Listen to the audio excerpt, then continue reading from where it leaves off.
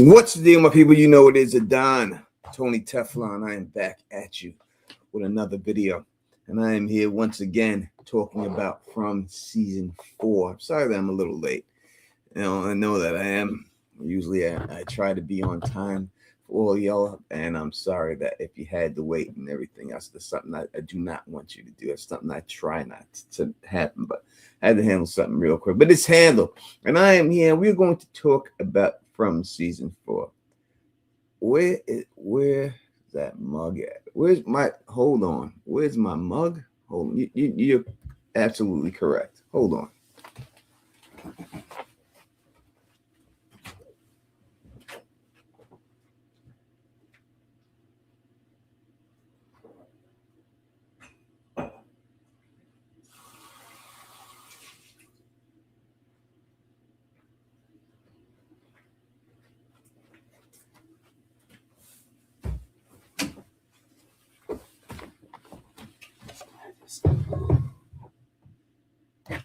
Oh, 1 second.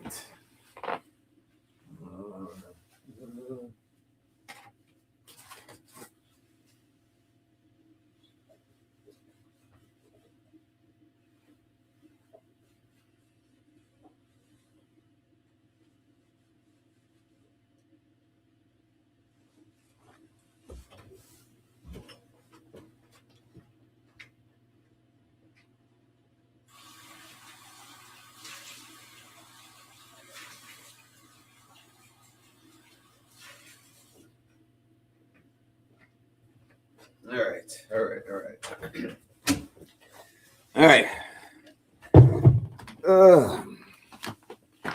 I'm back. All right. As always, Thug Mug is in hand, as it should always be, right? And we're gonna bring it back. And we're gonna talk from. I promise you, we are not. That's right. We are 9 days away. We are gonna talk. And I'm bringing it back. Throwback Friday. And Don's been drinking some Colt 45 before and doing the throwback stuff. But I seen something in the store today that I haven't probably had in a billion years. And that is the one, the only Old English 800. The old gold. You know, my first beer I ever drank in my life was Old Gold. Here we go.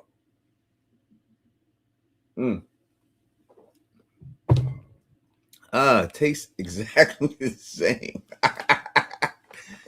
Exactly the same. God damn it. We're bringing it back. We got the Old Gold in hand. We're going to drink that up tonight.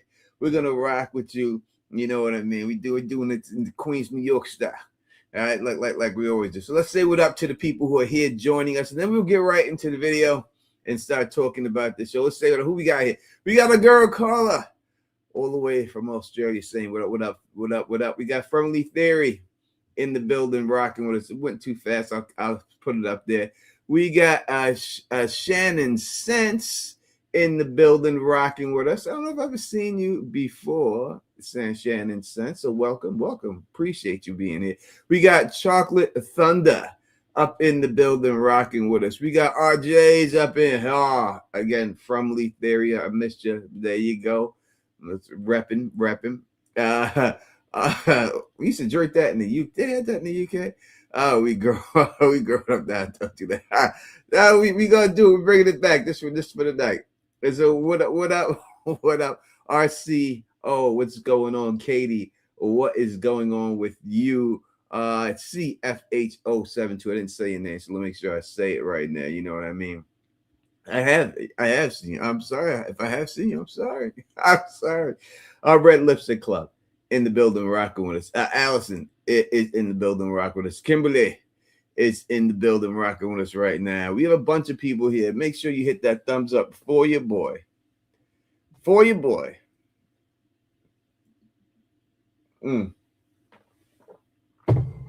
drank so much of that growing up. So much. The real rebel Eric is in here, rocking with us right now. What is going on? All right. We'll say what up to some more people here. We are here to talk from season 4. But there's some new stuff here. Where is this? Oh, there's a new thing here. I'm going to use it out right now.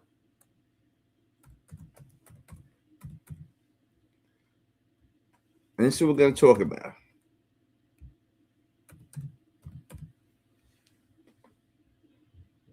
No. We're just going to create it. Boom. And there we go. We have the poll up now, and we could put the poll up in there. That's something new. And the poll states, Martin, is he good or is he evil? We'll keep that poll up for a while. We'll let y'all get y'all votes in, and we're going to talk about Martin.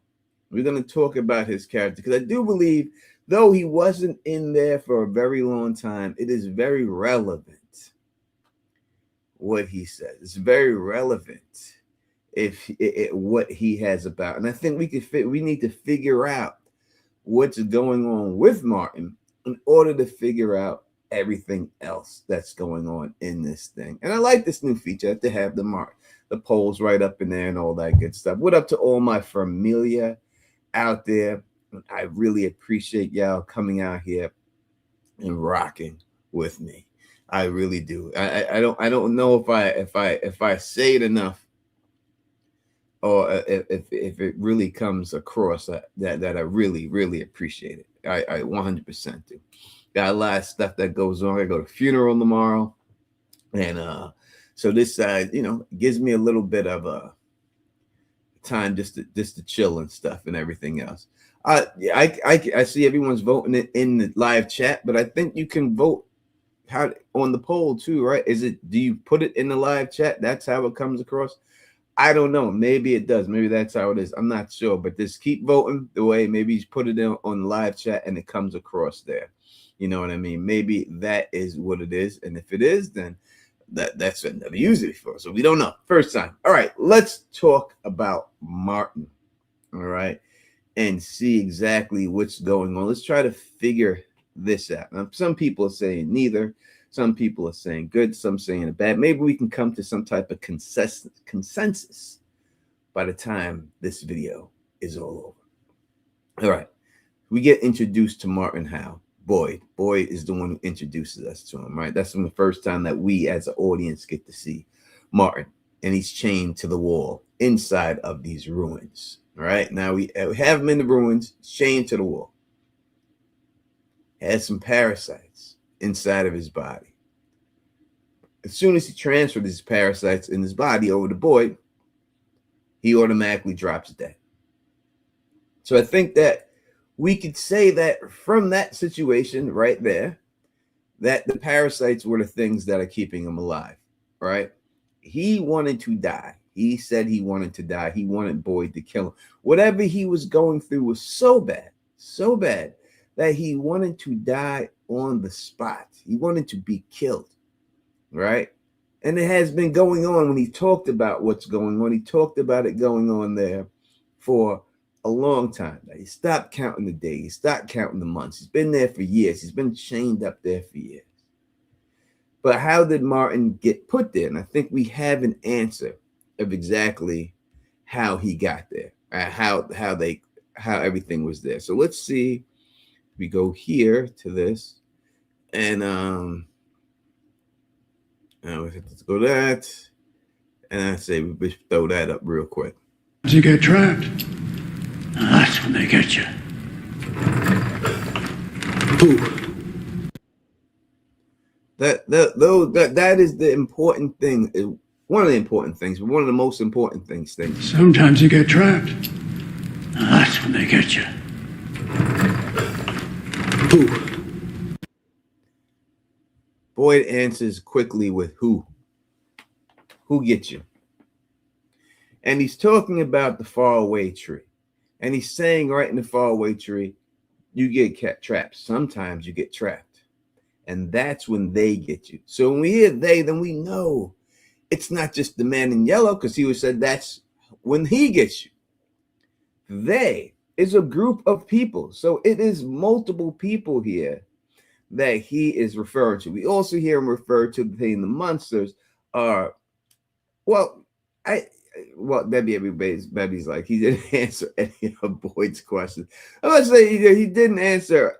He gave us answers, but not directly, right? He didn't say it specifically who these people were, or anything like that, right? He did not say that specifically, but he did say we did learn that they come to get you when you get trapped from going in the faraway tree.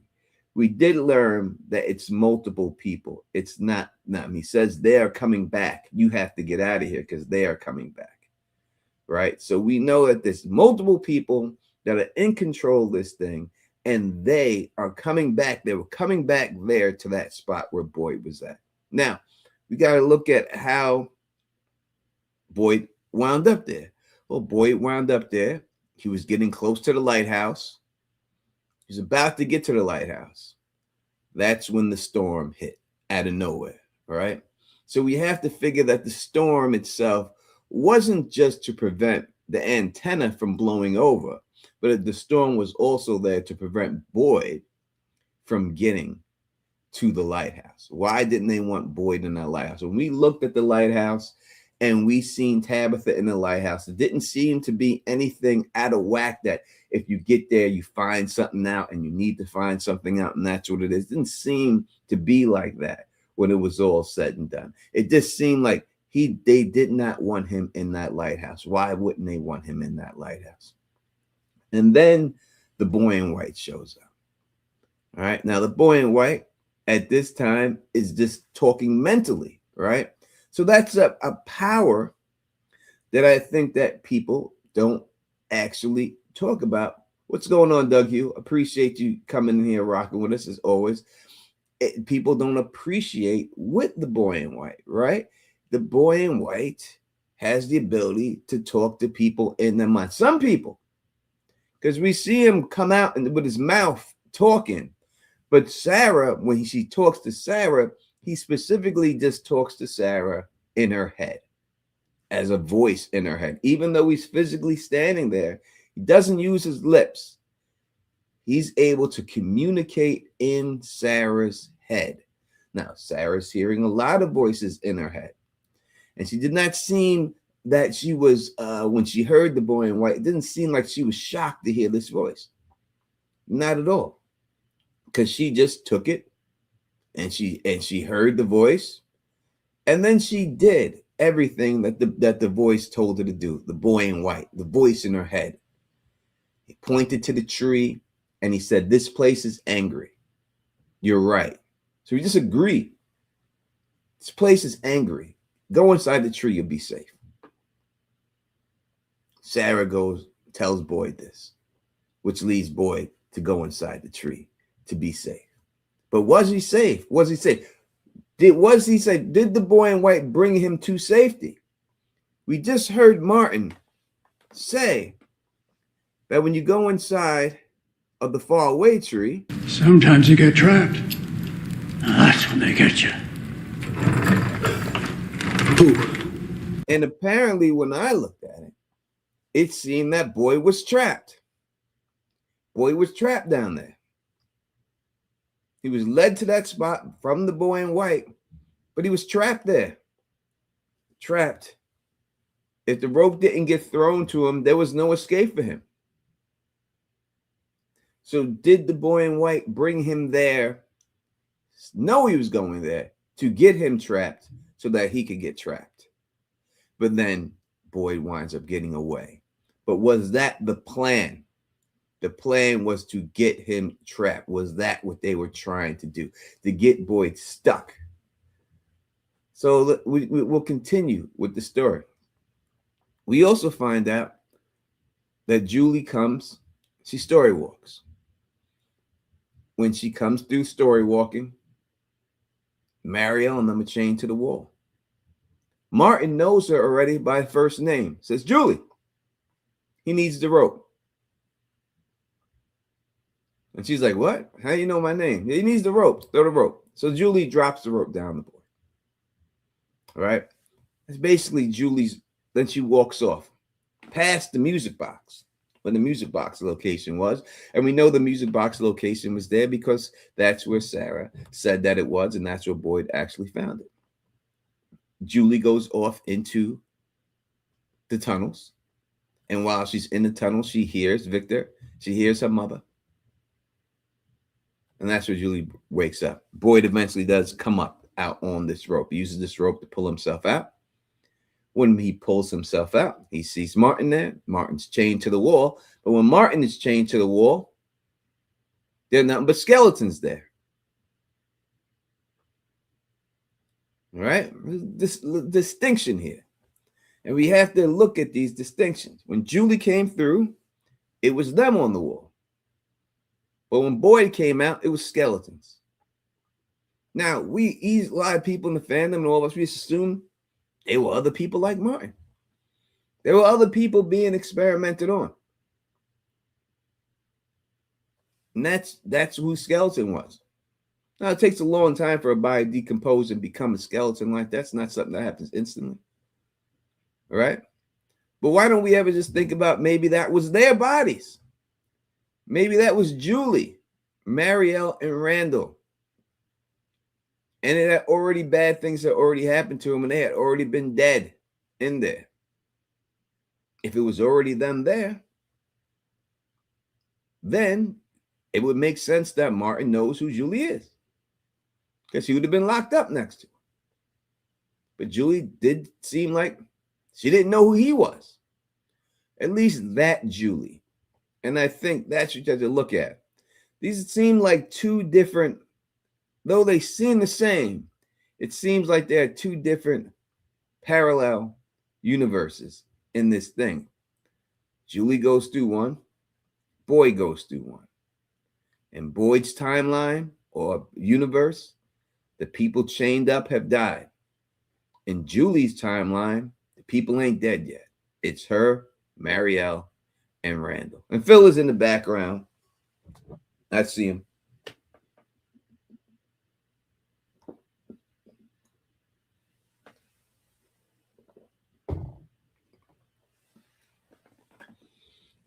Before I continue, and I'm gonna continue because I got more. We'll go through here. Some comments real quick. Julie must stop the sacrifice in the beginning. Percy says, "What up, Tony? What's up, chat? Hope everyone's having a blessed Friday. I wish the same." Chocolate Thundera says, "So it's the future and the past at the same time." It could be. It seems like it. Chocolate Thundera says, "Oh, it makes sense, Tony." All right, I'm trying to break it down for you here. So, do you think Julie will need to know a specific date and time to which she has to go? I think it would help for her to know that. Obviously, we've seen dates inside of the bottle tree.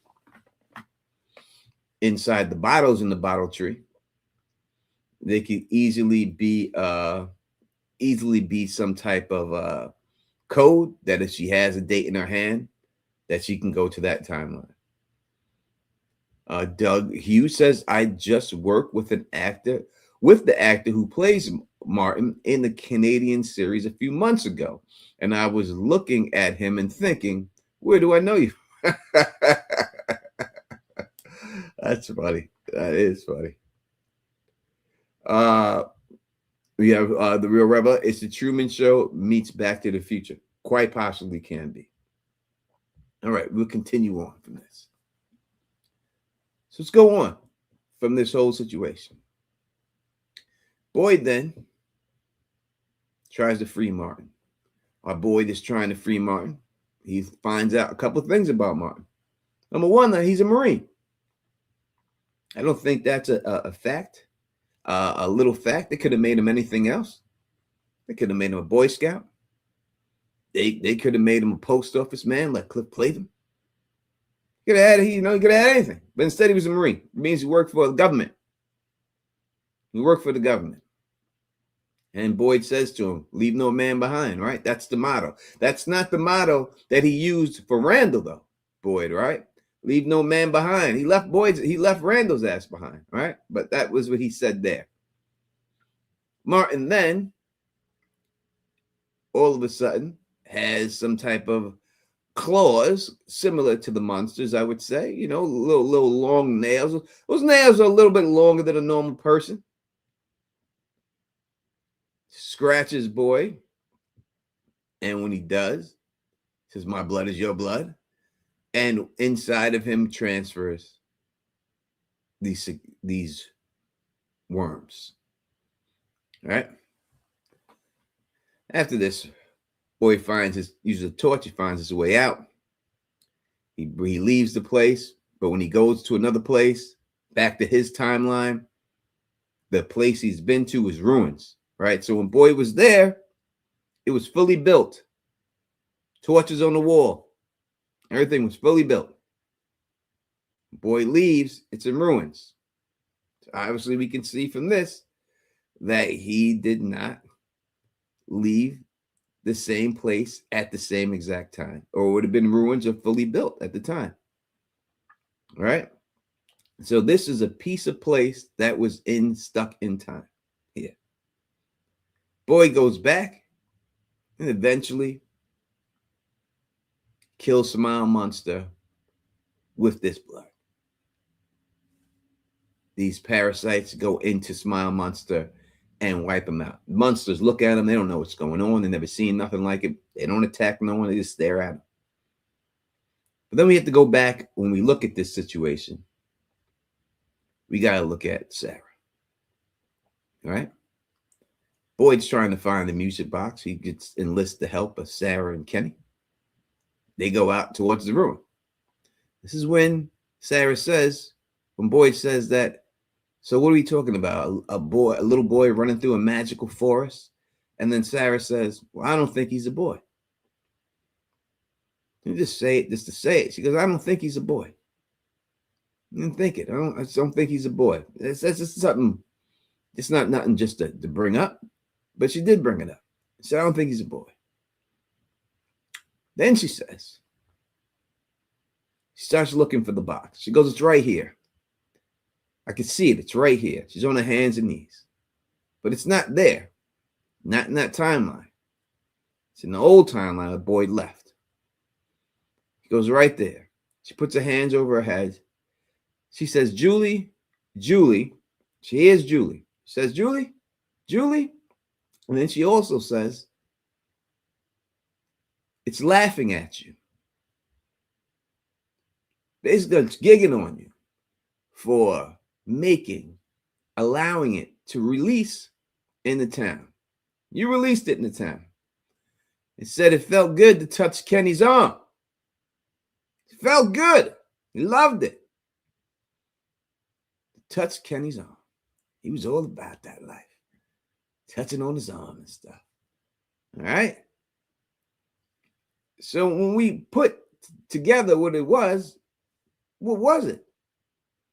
We look at Martin and we assume, oh, Martin, yeah, he helped Boyd out. He gave him a weapon to kill the creatures with. Or did he? Well, this weapon stuck in a different timeline and it couldn't be exploited, couldn't be let out. And the only way it could be let out and travel to this other dimension was in the body of someone else. And that body was Boyd. And it seems like it was a plan from the beginning to unleash these creatures into that timeline. And Boyd was the conduit.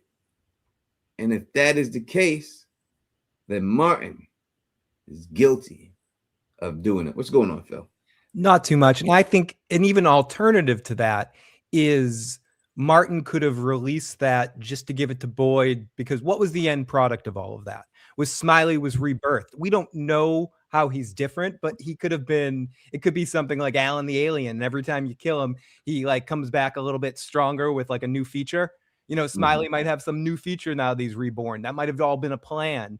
And similar to what you said, Martin just needed to house those worms in Boyd for a second to kill, because obviously Martin gave those worms to Boyd because he knew what it would do to like one of the monsters, right? Like what else was the point of doing it? Like he gave them those things to do ultimately what he did. 100%. I mean, I would have to say that that's what it is. When we look at everything and we're just looking at the show for what they give us, and all I do is look at it for what they give me. And what I see from what they give me is that Boyd was the conduit to get those worms into that particular timeline. There was no other way to get them there. Couldn't do it. The only way to get them there was through Boyd. And if that's the case, then we have to look at all the events that led to that. And that ultimately leads back to the boy in white telling him to go into the tree. Because that's what allowed him to get there to begin with. Now, it would look like the boy in white was like, oh, this place is angry. And get into the tree, you'll be safe. What was it that was so scary? I like your boy in white voice too. Thank you, I appreciate it. It sounds like you've been working on it. I like that. What was so scary? A little raindrops? I didn't see no lightning strikes coming. I didn't see any trees getting knocked onto them. It was some rain and a little wind. A little hurricane, not even that strong. It wasn't enough to pick them up and blow them. There was no tornado there. It was some rain. That's all it was some rain. That's all I seen was rain. And that is what it's all about. Oh, I'm afraid of the rain. I can't get wet. They're not the Wicked Witch. It's not wicked. I'm melting. Oh, this place is so it's angry. Get in the tree.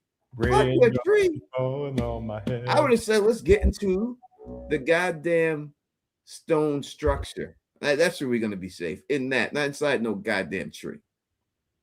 But instead, they fell for the okey doke, got inside of that whole thing. Martin looked like he was a friend. He looked like he was a good guy. I mean, I'm prisoner here too, boy. Do we really know that he's a prisoner? For as long as he said, we are just taking him for what he said. Tony, when he delivered the worms and died, what happened to his body? We did not. The body just stayed there. Did it stay there, or did it like turn to dust or something like that? I mean, I haven't watched that episode in a while. It just stayed there. We didn't see a dust situation. It didn't disappear like okay. No, it just dropped. It just dropped to his knees. So when we look at the whole thing, and we know from what we know that when Julie, Randall, Marielle were chained to the wall, that their physical body, another body of them, was somewhere else. All right, that version of them was somewhere else. It's easy to say that the same thing could have been dealt with Martin. That body was somewhere else. Oh, I need you to kill me. I need to get out of here. And he drops the worms. Mission's complete. Martin leaves that body. That body limps to the floor. Looks like it dies. He just limps to the floor. That could have just left the spirit. Could have just taken out of him. He drops there. Boyd escorts those worms right back to town to get everything done that they wanted to get done. He said, listen, they said, we laughing at you. That was the word Sarah said. They laughing at you. You're so stupid. You fell for this shit. Yep. And I was just going to say, Sarah, also, you mentioned this earlier with her, but it's not just one voice. Like, she's hearing multiple voices. She said at one point, she says it's a female voice. At one point, she says it's a male voice. She's hearing multiple voices that are offering different perspectives at different times. So it's not, so that goes down to like it not just being one entity necessarily that's sort of controlling things. Or I don't know. I do think it's funny or interesting that Sarah hears multiple voices. And, when you hear someone say they laughing at you, ha ha, that means you've been taken. Uh-oh, you know what that means, Phil. I should have queued that up. I didn't know I was going to say that. Because if I did, I would have queued this up. Would I have shot out? It means that you've been... Oh, I say it again. You've been had. You've been took. You've been hoodwinked. Bamboozled. Led astray. Run amok. This is what he does. This is what he does. Because that would not have happened if they would not be laughing at you unless they got over on you. That is why people laugh at you, because they got over on you. And the only way they could have got over on him, and it could have went down that way, is if it was intentional, the setup from the beginning, the whole shebang, from the boy in white all the way down to Martin, to get Boyd to bring those things back to town and infect everybody in town with it. And the only reason to do that would be if they could not do it themselves. There's something preventing them to go there. They needed someone else to do it. And that is what it has to be. Or there's no other reason for them to laugh at you. You wouldn't laugh at someone unless you got over. And somehow they must have got over. And yeah, I just got your money. You're done. You know, I just took you in 3-card Monty. Like you've been had. You've been bamboozled. It's like when you blind somebody in Survivor or something. You just got to get one over on them. The Real Rebel Eric, $2 super chat. Thank you so much. Very generous. Red herring, a contradiction. Martin wanted to die. That's easy to say, all right? You know that's easy for them. Oh, Martin wanted to die. Yeah, I want to die. Please, I want to die. Yeah, bullshit. He wanted to set Boyd up. You know what I mean? That's what it is. That's all he tried to do was this big setup. Yeah, kill me. I need you to kill me. Oh, we had a deal. They know who Boyd is. They're not new to this dude. Whoa, Wolf Spear. Thank you so much. Damn. Very generous, man. To give 10 Teflon TV members. We have 10 more members here rocking with us because of you. Make sure now that you thank Wolf Spear if you got that membership. And we got another super chat. So much. Very kind of you and very kind of you, Mary Kay. Tony, I hope Boyd uses fire on one of those monsters. Or uses a sword to cut one monster. Now, Mary Kay, you were talking to Don's language. I have been a strong proponent of Molotov cocktails on these motherfuckers. From day one, I said they should have been bombarding them from the rooftop with Molotov cocktails right off the bat and burning these things up to a crisp. And I said if I had a sword, I would be like Michonne in that motherfucker. I cut their arm off, both their arms. I cut both their arms off. And then I chop off the legs. And then they're gonna get busy with them, and we pause, and we're gonna figure out exactly. We ain't get busy like Pulp Fiction busy. We ain't gonna do that, right? This is no medieval shit and some this ain't no medieval shit. Yes, but this ain't no Gimp shit. This ain't no Zed is dead. We know Zed is dead. Yeah, we didn't do that, but we gonna cut the arms off, and then they can't. Then we're gonna see if maybe they get regrown. We gonna figure out everything about these motherfuckers. Because I think that one thing that didn't happen, that needs to happen, and I think they didn't do it for a reason. When you have an autopsy, doing these autopsies, the most important part of that autopsy was to cut open that head and look at this person's brain. That's the most important part. And they did not do it. They did not show us what's going on in the brain. She just looked at the internal organs and shit like that. That's it. That's all she looked at. She should have you have to chop off the cranium, and you need to look at the brain, because you need to see if the brain's dried out also, or is the brain functioning. They always pull the brain out and away the brain. And they get away. That would be a big disclosure to see if it's a hive mind, Tony. Like if there's no brain, then that's automatic. Then there's no individuality set left within each individual monster. 100%, Phil. And I think they left it out for a reason, because there's something going on in there they didn't want us to see. And it's not like they didn't have the budget to do it, or it would have been too disgusting to do. They could have done it if they wanted to. They could have chopped into that brain, but they left it out. The showrunners left it out for a reason. Now, Tony, working off what you were saying, that theoretically that Martin wanted Boyd to do that, and he set them up. and laughing at them, and similar to they're doing, it's like little kids trying to play you in a game of basketball and you can just anticipate every move that they're doing and block everything they're doing. Do you think there's anything that our group or our team has done that has surprised the other side? Has Tabitha's digging kind of pushed? Did they not expect that? Did Jim building the tower? Like, is there anything that they've been able to do so far? Anybody that has surprised the other side? Do you think it's the digging? The digging, Tabitha digging. That's what did it.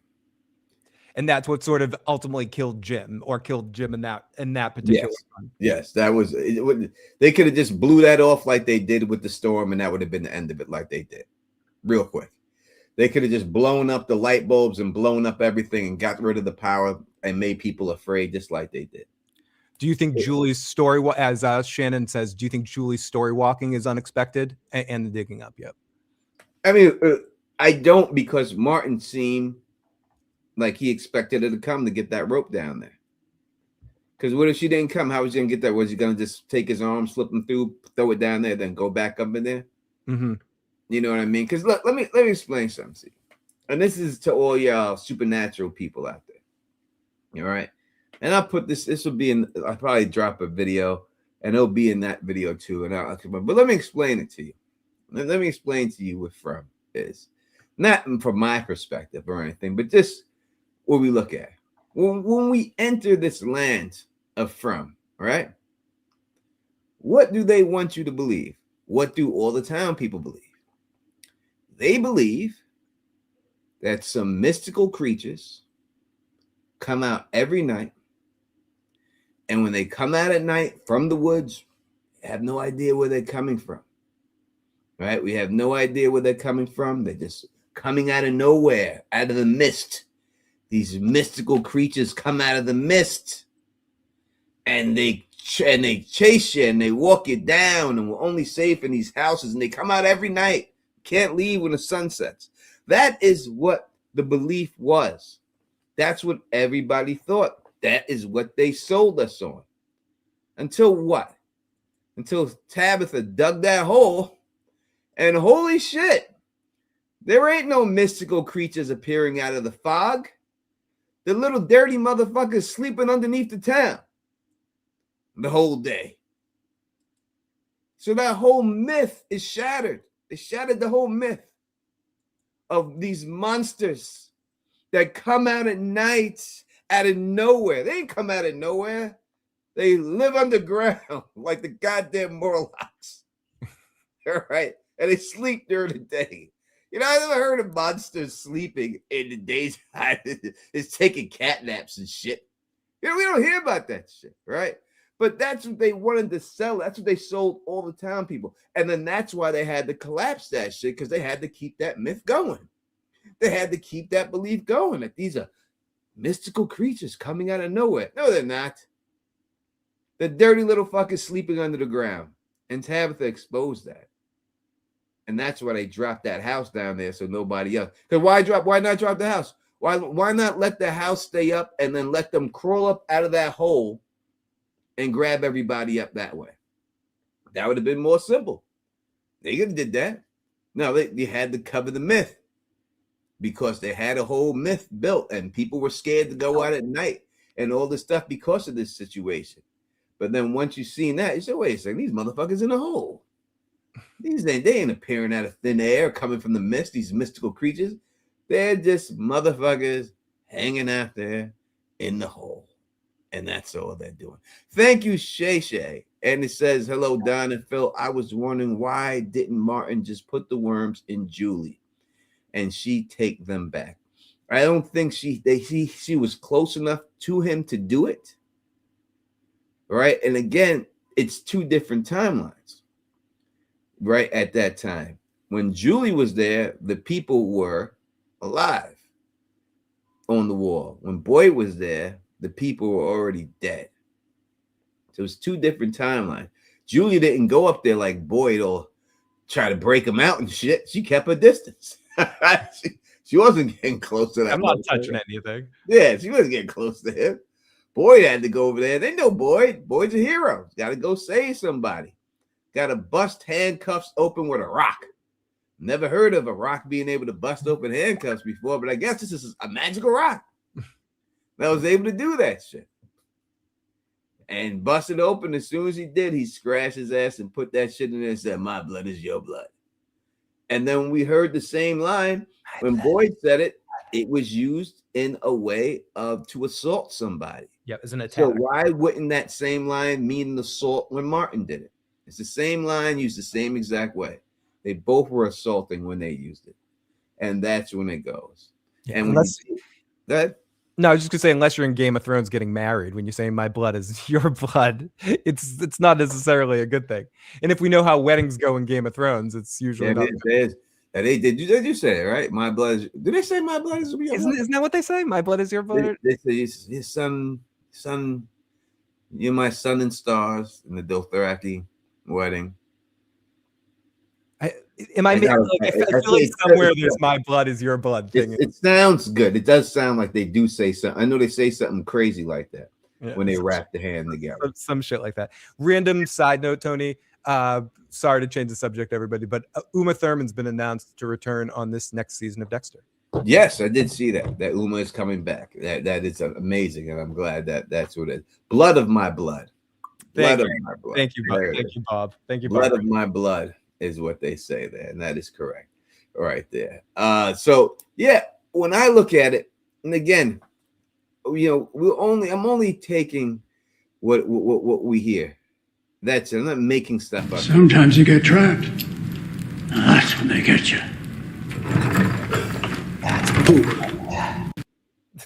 Sometimes you get trapped. That's when they get you. I mean, that was an emphasis on that's when they get you, right, Phil? Yeah, and you've done this animatedly in the past. He definitely changes into Christian Bale Batman, where the that's where they'll get you. he gets a little I never do this town. He gets a little he emphasizes it with that deep, like a deeper rasp. And why else would they be laughing? Listen, and Boyd was what? Boyd was trapped. He's not putting two and two together. Boyd, he's basically telling Boyd this. You've been trapped. This is where they get you, and they're gonna get him. They're gonna get him. He's gonna get him right now. And he did get got, and Boyd just fell for it. And that's just what it is, and that's just the way it goes. He's spelling it out. But when we back it all up to the beginning, we have to go back to the boy in white. The one who convinced Sarah. How come he didn't talk to Sarah with his mouth? How come he didn't scream at Sarah? Because it wouldn't be as painful. Because he's an evil little twerp, and he's easily just say, "Hey, y'all, get in the tree! Everybody, get in the tree right now!" He didn't say that, or maybe he didn't want Boyd to hear him. He's a heel. Only wanted Sarah to hear him. So we talked to Sarah in the head. So all we know is that Sarah's hearing voices in her head. And the one person that we seen physically do it to Sarah that she was able to do it was the boy in white. Yeah. He's the one who did it. He is the one who did it. I'm not saying the boy in white is the one told her to kill the boy, but what if he was? Why would the boy in white want Ethan dead? Is there a reason? I feel like something else talked to him on that one, because I think when it said kill the boy, they were talking about the boy in white. But I do too. But I'm saying, let's hypothetically just say, totally. And we also know, as I said earlier, that she's also heard from a woman's voice that theoretically could be dead Abby, because that's the voice that knew all about Boyd's stuff, or at least someone pretending to be Abby to try to fuck with Boyd, or whoever was doing the voice was doing a voice like this to fuck with to fuck with Sarah, to make Boyd, so she could say it was from a woman, so Boyd would think it was Abby. Yeah, and when we look at Park says, did Boyd see the boy in white? He did not see the boy in white. So who has actually seen the book? Victor, Ethan, and Sarah, and Elgin. Elgin saw him. He said in his dream, right? The boy in white was there singing to him. Yep. So dream, when he went to anyone sleep. that's sort of been touched has seen the boy in white. That's it. Why Elgin of all people? Because he's dealing with the kimono lady. Again, when we tie it all back, Why would the boy in white talk to Elgin of all people? The only other contact we have of Elgin is him dealing with the kimono lady. That's shady connection. That because the kimono lady is one of the boy in white's minions, and Elgin got wrapped into all of that because he was lower on the totem pole of minions. And he had to get the Smile Monster reborn. Yep, that was his service, his goal. And I wonder if, like Sarah, he'll always hear the voices now, and he'll always be potentially someone that could be broken. Yeah, and then he said specifically, right, that we don't hear exactly what he says, and Christopher seen him too. But we don't hear what he said to Christopher. But he says, "Oh, Christopher didn't believe me, so I had to show y'all yourselves. Yourself. Maybe Christopher was right not to believe him. Maybe Christopher wasn't falling for the bullshit, and he was right not to believe the boy in white. And then when Victor goes to chop down the tree, oh, don't do that. Don't do that. Don't chop down that tree." Fatima, thank you for the super chat. Says Boyd is the problem. That's why they are constantly fucking with him. He is the problem. He is the problem, and they are messing with him, and they keep messing with him because he's the only one that's smart enough or got balls enough to do something about it and capable enough to do it to get this thing done, and that's why they keep messing with this dude. That's what it is. Someone a few seconds ago said it was McMurkin. Boy in white isn't evil. He's trying to help. He's likely the avatar of the magic tree. Where did he try to help? I'm not saying. I'm just saying. Tell me how. McMurkin, I think. McMurkin, please. I would just like to know what he do to try to help. I would like to know what he did, because if you could tell me, maybe I missed something that he did. Because all I know from everything I've heard about the boy in white, let's go through it real quick. The boy in white is the one who was arguing with Christopher. He said Christopher didn't want to believe him, all right? But it was that information that Victor gave his mother that caused his mother to get killed. That was directly from the boy in white. All right? It was the information that Victor heard from the boy in white that caused Victor moms to die. What did the boy in white do? That was good. The boy in white talked to Elgin. He seen Elgin. Elgin got fucked up with the kimono lady. The boy in white told Sarah and Boyd to go inside the tree. Boyd gets stuck inside of the well. Sarah gets put right back in town where they want to murder her. She was trying to hide out, and it was trying to do that.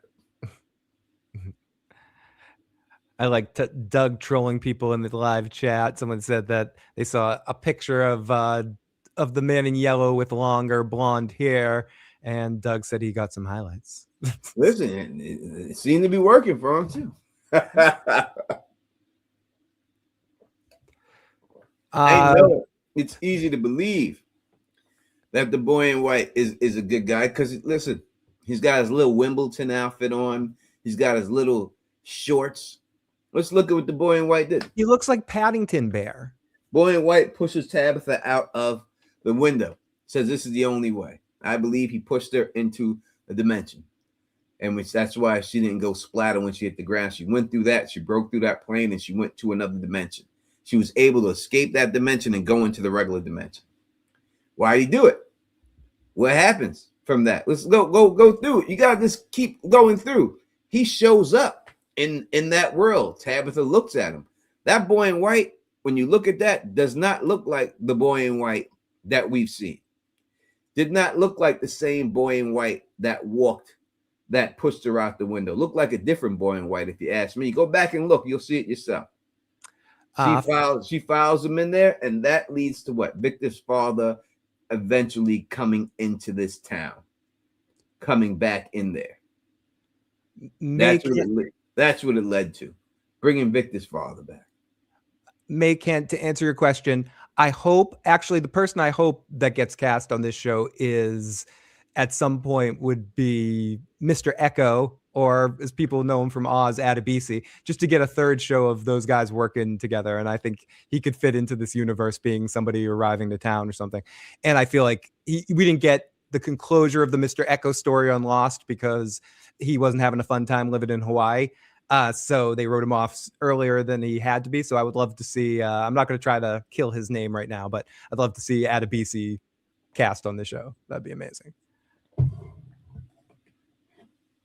Look, the chocolate Thundera, and listen, this reminds me of like, it's Thundera. He's saying Thundera like what, like Conan the Barbarian, right?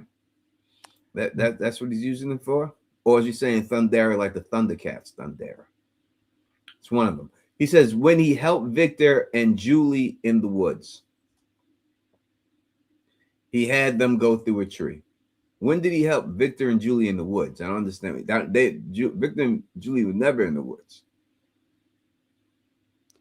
When they were, the only time they were in the woods together that I remember is when they were escaping Colony House. They weren't in the woods. They were, that tree was like right there, right? It was. Yeah, they went in the woods for a few seconds after the porn stash situation, just for like 2 seconds. But I'm pretty sure Victor just put her in the tree. I don't know if I'm trying to remember if the boy in white was in that scene. All right, let's look at what happened though at that situation. Julie wound up in the spot where the dead body with the boulder, where Jade seen the dead body in the boulder. She wound up there. She didn't get got by the monsters. Victor wound up with the monsters. Eating peaches. Chilling down there with the for monsters. a while. He was gone for a little while, right? And we listen. So you got to understand this too. They knew that Tabitha was coming before Tabitha came. All right, Tabitha didn't get dropped in that hole at that time. That was a long time after. But the boy in white said, hey, Tabitha's going to come here, and you need to be here when she comes here. All right? So Victor was down there for a hot second before Tabitha got there. How does the boy in white know the future? And does he give him a bucket to poop in? Did he give him toilet paper to wipe his ass? I know, seriously. I mean, I don't want to get this down to the basics, Tony, but those peaches go right through you. But how does the boy in white know the future? What's going to happen in the future? How does he have this ability to know that? Unless we're dealing with other timelines that have already happened, and that's why he knows exactly what's going on there. That would be the only way. And if he waits for Victor, she waits for Victor to go down there, what would have happened there? They both would have been killed. Right? Think about it. They both would have been killed in that tunnel. Both of them dead in there. Stay here, wait for Tabitha. Tabitha starts trying to lead him out. Victor has a brain fart, has to sit on the floor and shit. Everything else, right? No. They're lost. Pun intended. It's only until Tabitha sees the water and she follows the water to safety. And if you look at that water before they get over there, there's a footprint of a sneaker that's in that water. Now, what we've seen Julie see them down there, hear them down there, in there. Boyd was in the well. So we can easily see that Julie goes back in there with a bucket of water. This time the well is already filled, and she makes the trail in order for them to find their way out of that whole situation. That is very plausible, and what I think actually happened. Or they would have both been killed in there. So when we look at the boy in white and we say that, he did good, did he really? He may have got them both wiped out. That's the interesting thing, that every time that we've seen, and I'd have to look back at each situation, and we'd have to go back and examine every situation with the boy in white, and you almost just did. But each situation was set up in a way that could be looked at to ask the question, Tony, did he help or didn't he help? Like, you can't really tell. There's some convoluted nature to it all. So I think that's what makes him one of the more volatile characters in the entire group to figure out what the hell's going on here. Because whether he's a hologram, whether he's a video game character, as Red Lipstick Club was maybe alluding to, or other things that he could possibly be, like, I think he's the ultimate bad guy that's controlling everything. Who knows? But I think, I don't want to say the dumb obvious, Tony, but it's obvious that he's key to figuring this whole thing out, or he should be. It seems like he is. And I hope we get more of him. And I hope the fact that Sarah said that, they're covering their asses too. And I like that they're doing this, whether it talking about how Ethan's wounds healed quicker, so time could move quicker, and have Sarah say he's not a boy. It kind of covers the aging thing. So we don't necessarily have to worry about being like, oh, he looks too old. He's not really a boy. It might be hard to keep that form. And with Ethan growing, time could just be screwy there. So who cares about that shit too? And I'm hopeful that we get more boy in white, because I feel like we've gotten thinner amounts of that since as the seasons have gone on. And I feel like we need to, and I think that's because he's ultimately the end game kind of thing.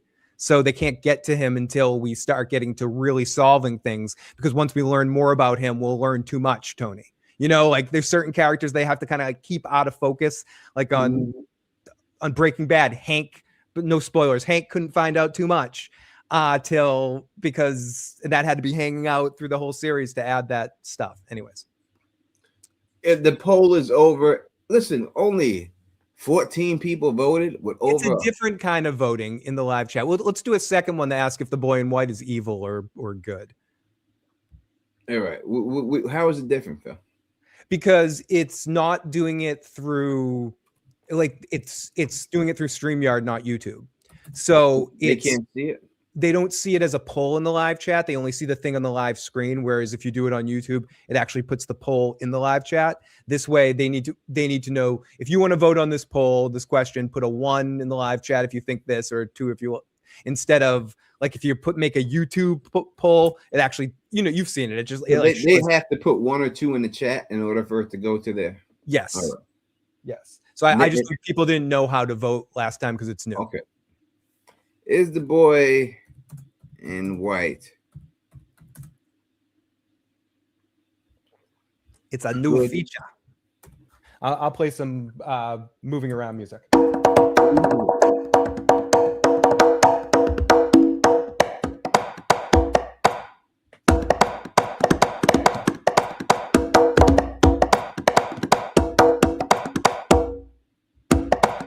The poll is up, and you can vote. Either put 1 or 2 in the chat, and I guess that's how you do it.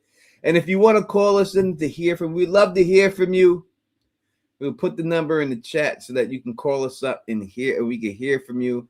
We have over 141 people watching right now, and I guess now y'all can see that in the video because it's in. Is that live thing? It's in my box there, so I guess. Hey, now, no pause intended. It's right in Tony's box. I ain't got no box, Phil. No, there's bockless. Bockless. I don't have no box. That's not the way it rolls with me. I want that to t-shirt. I am boxless. I am sipping on vodka, man in black. Costco vodka. Yes. Where you can get more vodka for less. Kirkland brand, not sponsored. There you go. But you pay us. I'll talk that shit all day, Kirkland. I mean, I'm sipping on English 800 in the Thug mug. And yes, for this poll right now, if you want to take part in the poll, is the boy in white put the number 1 in the chat for good and number 2 for evil. That is what it is. Number 1 for good, number 2 for evil. Put it in the chat, and then we'll see. I have made my case, and yes, I know people say that Tony Teflon, you're You're very Johnny Cochran-ish when it comes to making these cases. If It's only- Chewbacca's from Endor, you must acquit. Sorry. You know, yeah. I'm just putting it out there. I'm not telling you what to believe. I'm just saying, let's look at what they're showing us for what it really is. Let's look and see what it really is. The chat. And I make the same case against Donna, that everything that we have seen Donna do can easily be interpreted that she was doing it for terrible reasons. Or scared. Or really scared and institutionalized by this place like a Brooks from Shawshank. She could also be institutionalized. I think she does care about the people, and that's what makes it confusing. Like even if you go down the road that you want to go down, Tony, she's got a Stockholm syndrome with her friends. Like she cares about Fatima, she cares about Ellis, she cared about Trudy, she cared about that dude behind you that's not as nice to look at as Acosta. There's Dale. He's not as I like. I mean, it's a cool picture. It's a super cool picture, but you know, I'm missing the view. Oh, we've got our first call of the night from We So Brooklyn. Let's see if this works. Welcome to the show, We So Brooklyn. Hey, how are you guys this evening? Happy Friday to you. Happy Friday to you. I have to go on record to say The Boy in White is not only good, I also think it's Jade. I think it's young Jade. Okay. You want to know why? And the man in yellow is his uncle. And the man, okay, we got to hear all of this. So explain to us your logic here. Show us the math. Show us the math. After Tien Chin's husband passed, he told her, I used to live with my grandmother over in the UK. He was like, when she died, there was no one there for me, so I had to come back to the States and take that flight all by myself as a 12-year-old. He's like, I had to come and live with my uncle in the States. He's like, it was the longest flight ever. And then he's like, someone on the plane told him, they go with you when you go, so don't be sad that your husband is gone. You guys also didn't get to the colors yet.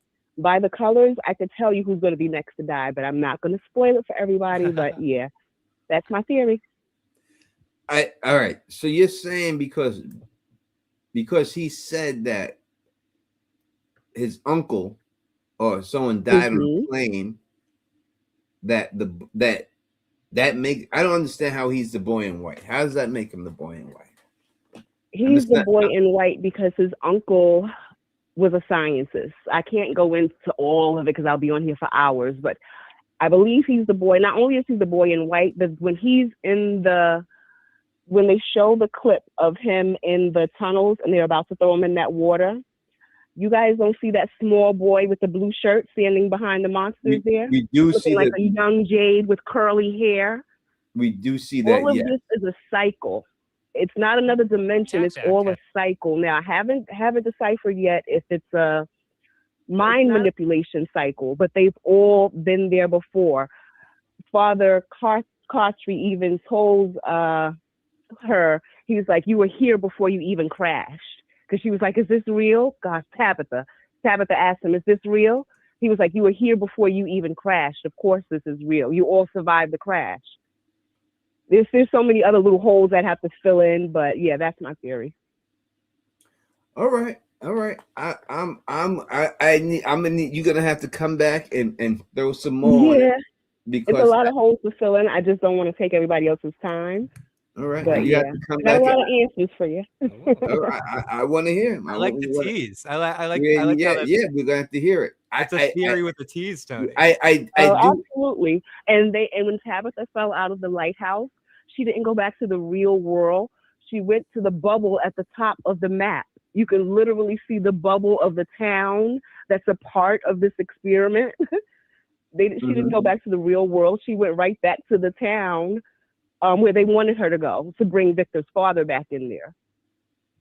The town is a part of the experiment too. She didn't go back to the real world, but she had nothing to tell because she hadn't been anywhere. All right, so I agree. I think that the town is the bubble, but I think the town is the bubble, But I think that when she fell out, she went to the she broke out of this bubble and went to a real bubble to get Victor's dad to bring him back to this bubble. Huh. I kind of disagree with that. At the bottom of the lighthouse, isn't there a little shade of yellow at the bottom of the lighthouse? In the show or on the map? On the map. Is it on the map like a little shade of yellow, like a mountain area, and then you see the top of the lighthouse that's yellow at the top? I can't see the map right now, so I can't really confirm what I'm saying. But what I'm trying to say is he pushed her because I don't think the kids I think the kids are at the bottom of the lighthouse. He's like this is the only way at the bottom. The kids are not up at the top. There could be a bottom layer of the lighthouse, the same way at the map, that spiral is going down. When they came off of that highway, they spiraled down into this whole nother world that they've created. So I think the kids are down there. And remember, I think it was either the boy in white or Victor that said things, even when you go through the tree, you can even come out in the mountains. And to me, the bottom of the lighthouse looks like mountains, but I've seen a couple of different maps. So some of it looks like trees, but the bottom of the lighthouse to me looks like mountains. Well, before you go, we're gonna pull the picture out, and you can see us right now, right? Yes, I can, but I don't see the map on the screen. I just see you guys. Yeah, I didn't put it on yet. Feel free to tell me. We so Brooklyn. Yeah, call back later because I don't want to take anybody else's time. Nah, just chill. We're gonna pull the map up right now so that everyone knows what you're talking about. All right. We have the map up now. You can see the map, right? All right. So what part are you talking about? Okay, I can see it here. 1 second. Let me expand it. Okay, we go over to the lighthouse. See, this is what I mean. There's so many different variations of the map online. So we in have this one at the bottom of the map here, you see it's like green. But if you would I see the yellow you're talking about. Even if you look at when Boyd and Sarah come through and they look at the lighthouse, you can see a yellow hue at the bottom of the lighthouse. So you can see it in the actual shot during the scene when Boyd and Sarah come out and they first see the lighthouse there after they're dragged that area. There is a yellowish thing with the water. And like so when the boy said this is the only way, I'm taking him literally. And even when he said this is how they get you, he wasn't saying that the little boy deceived them. The little boy has no control. He knows the trees are safe, but he has no control of where you come out of the tree because he's not in control of the game. So he can point you to safety. He can give you clues helpfully, but he is not in control of the ultimate outcome of it. So when Martin said, this is how they get you, he means go into the tree if you're not supposed to, and you're going to come out just like they'll. He didn't mean that the little boy was being deceptive, because he said they get you, not he gets you. No, I'm not. I don't think that he was being deceptive when he said it. When he's saying what he's saying, I think he's saying this is when they get you. But I do believe that I believe that the boy in white, number one, he's not a little boy. We know that for fact. All right. So it's not a boy. It's the younger version of him. Independency. I'm also saying this. Remember, mice in a maze. I think she thinks Jade. They're mice in a maze, right? Each mouse is not at the same stage in the maze. Each mouse is not at the same. So they're all trying to get out. But depending on where and that's why we're seeing different shots at different times from different perspectives. All the mice can't be in one little corner. So at each different portal, that's why we can now see Julie begin to able to go back and do things. Each mouse is at a different stage in the game. And we have to keep that in mind. They have us so closed-minded in this rural setting, we don't realize that it's 2024. They can have Britney Spears coming out of the little jukeboxes if they wanted to, but they're keeping us in that loop of, you know what I mean, closed-mindedness, not realizing it's 2024. It's killing me. All right. Yeah, that could be one of the songs if they wanted it to be. I feel you. I feel what you're saying. You have to give me some more details to keep me there, but okay. I think that I agree with a lot. Everything. Yeah, I agree with a lot what you're saying, but I need more details to fill in the rest. That's what would have Like to what? be. But I don't believe that the boy in white at all is being helpful. I don't think that it. I don't think it's Jade. Okay, just from the colors. Anybody that's wearing white is being honest.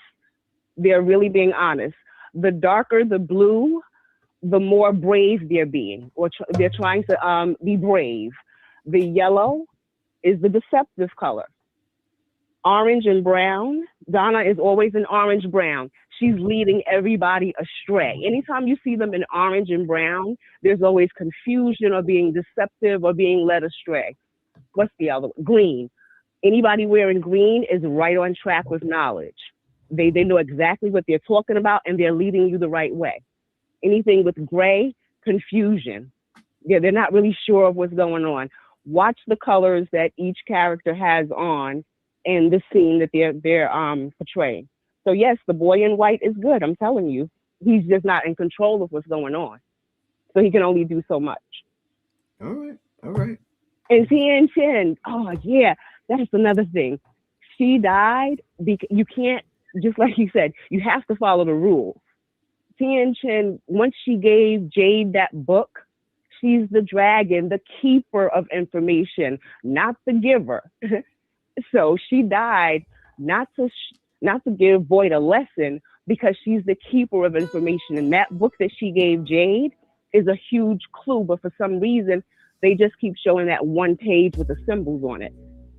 So yeah, and don't you notice that they made Boyd watch Tien Chen die, and he was so distraught, but he did the same damn thing to Frank in the very first season, the very first episode. He made Frank look at his dead wife and his dead kid. Who does that? That was cruel.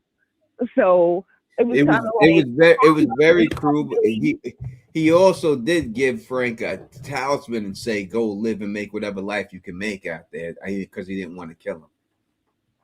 And what did Father Cartry do? Told him he better stick to the rules. That's another thing. I don't think everyone that died is dead, because you see they bury them quickly. I think we're going to see somewhere along the lines, everyone that allegedly died comes back, because they didn't finish their cycle either. But right. I have a lot to say. we appreciate it. We're here for that. We're here for that's what we come here for, and that's what everybody in the chat is for. They don't want to hear from us all the time. They hear from us every week. They need to hear other people's opinions. Jim had to go. I don't agree with that one either. But yeah, I'm gonna let you guys go. Thank you so much for hearing me. Look, I still got a bunch more to say, but I'm gonna take myself off the line. The season is just starting. You better call in every damn week. We'll talk to you soon. Like, once the show gets started, you know I am. So how are you doing this evening? You better. Talk to you soon. All right, guys. Have a good one. Bye-bye. Take care. Unpopular opinion, Jim had to go. He was, first of all, I don't know if that's an unpopular opinion, but no, unpopular opinion, Jim had to go. He was going to get somebody killed at some point. I don't think that's that works for me right there. Did we also have, we had this one from May Kent, just something different. Tony and Phil, the last episode in season 4 is about a tree falling down. Any guess of what might happen? Yes, I said it in previous streams that I believe that it's going to be Kenny's going to chop down a tree, and then finally y'all will all see the truth. He's going to go all Davy Crockett, King of the Wild Frontier. He's going to now chop the tree down, then you will finally see the truth of what's going on. This is from area code 864. Area code 864. What's your name? Where you calling from? And what's your question or comment? How you doing? I'm Nino. I'm calling from Spartanburg, South Carolina right now. Hey, welcome, buddy. Welcome to the show. What's up, Phil? What's up, Tony? What up? I know talk, man.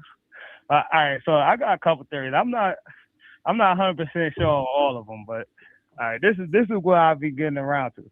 The lighthouse is the original faraway tree. All right, that's, if you think about it, they've been reincarnating, so this is going back hundreds of years, right? So when they first got there, they wasn't driving. So when they first got there, I think the lighthouse is what they was attracted to. I think it might have been some people lost on the boat or whatever. I don't really know. Y'all can y'all can come up with the backstory, but I think they was traveling. The lighthouse is what brought them there. You know what I mean? That lighthouse is the original way of how people that was lost found their way or whatever. So I think so what you're saying, I'll try to clear it up a little bit, is what you're saying is that the original way they sucked people in was they put the light out in the lighthouse, people be on the boat, they seen the light, they think it's safety, they come there, and then that's how they got trapped. Yeah, that's my original. That's my one of my theories. All right, with the boy in white, I'm like stuck in between if he's evil or good. I think he's a kid that might have was gonna get sacrificed, but someone array or whatever, and his spirit ended up getting stuck in the place at the end. Now, I think it's a realm. I think it's like a different dimension type deal. Before you go there, let's deal with the boy in white. Specifically, Sarah does state that she does not believe he's a boy. I can't look at that as a throwaway line. It's no reason for her to say that line unless it means something. Because Boyd says, "What is this little boy running through a magical forest?" And then her response is, "I don't think he's a boy." I think the fact that they said that is to let you know and everyone know that the boy in white is not a boy. I can see that. I can see that meaning that he might technically not be human. Period. That's how I think that. It could mean that as well. Like he's not really human. No, Phil. Wait a second. No, I'm trying. Wait, no, Phil. No, we're not. No, Tony. Let me finish first. I agree with you. I agree that that's what it means, but it can be looked at in that way too. I don't think. I would say he says he's not a boy. No, I agree. If we're going to take that for the word, then we can't just say, well, I don't know if he's not a boy. He may not be human. Listen, as the guy who's made up the alien. The guy who made up the alien theory, I'll be the first one to say I hope that's the case. He could be an alien. But I'm saying we can't just jump all the way over there. This say he's not a boy. Giving the caller some credibility on this one. Why is that so hard to say? They put that in there. They could have had her say anything, but they specifically had her say, "I don't think he's a boy." Is she gonna be wrong? Oh, I fucked up. Yeah, he is a boy. No, that's not gonna happen. He's not gonna be a boy. He's not a boy. That's what it is. Right, this will decide whether how I feel about the white. If we get a scene with the man in yellow and the boy in white on the same screen together, then I'm saying that the boy is an aberration. He's not necessarily. I don't know. I'm still confused on the whole boy in white thing. But with the all right, I told you I got a bunch of theories, but they're not all the way thought out. So you gotta work. So you're like you're like every fan of this show. I mean, come on, that's your every single fan of this show, dude. But I think Ethan. I think Ethan is a man in yellow in making. So the reason why I say this because Ethan got all the answers. Ethan got answers before anybody else got their answers. Like sort of like he read the book before you know what I'm saying, before everybody else. Mm-hmm. And I think I saw, and I don't think, same way Tony was saying how she said the boy is not a boy, and that's not a coincidence. I don't think it's a coincidence that Ethan is always wearing yellow. So I think Ethan's gonna have a big deal to either. I'm not saying that the man in yellow is Ethan, but I think they share the same type of power. So I think in this realm of what.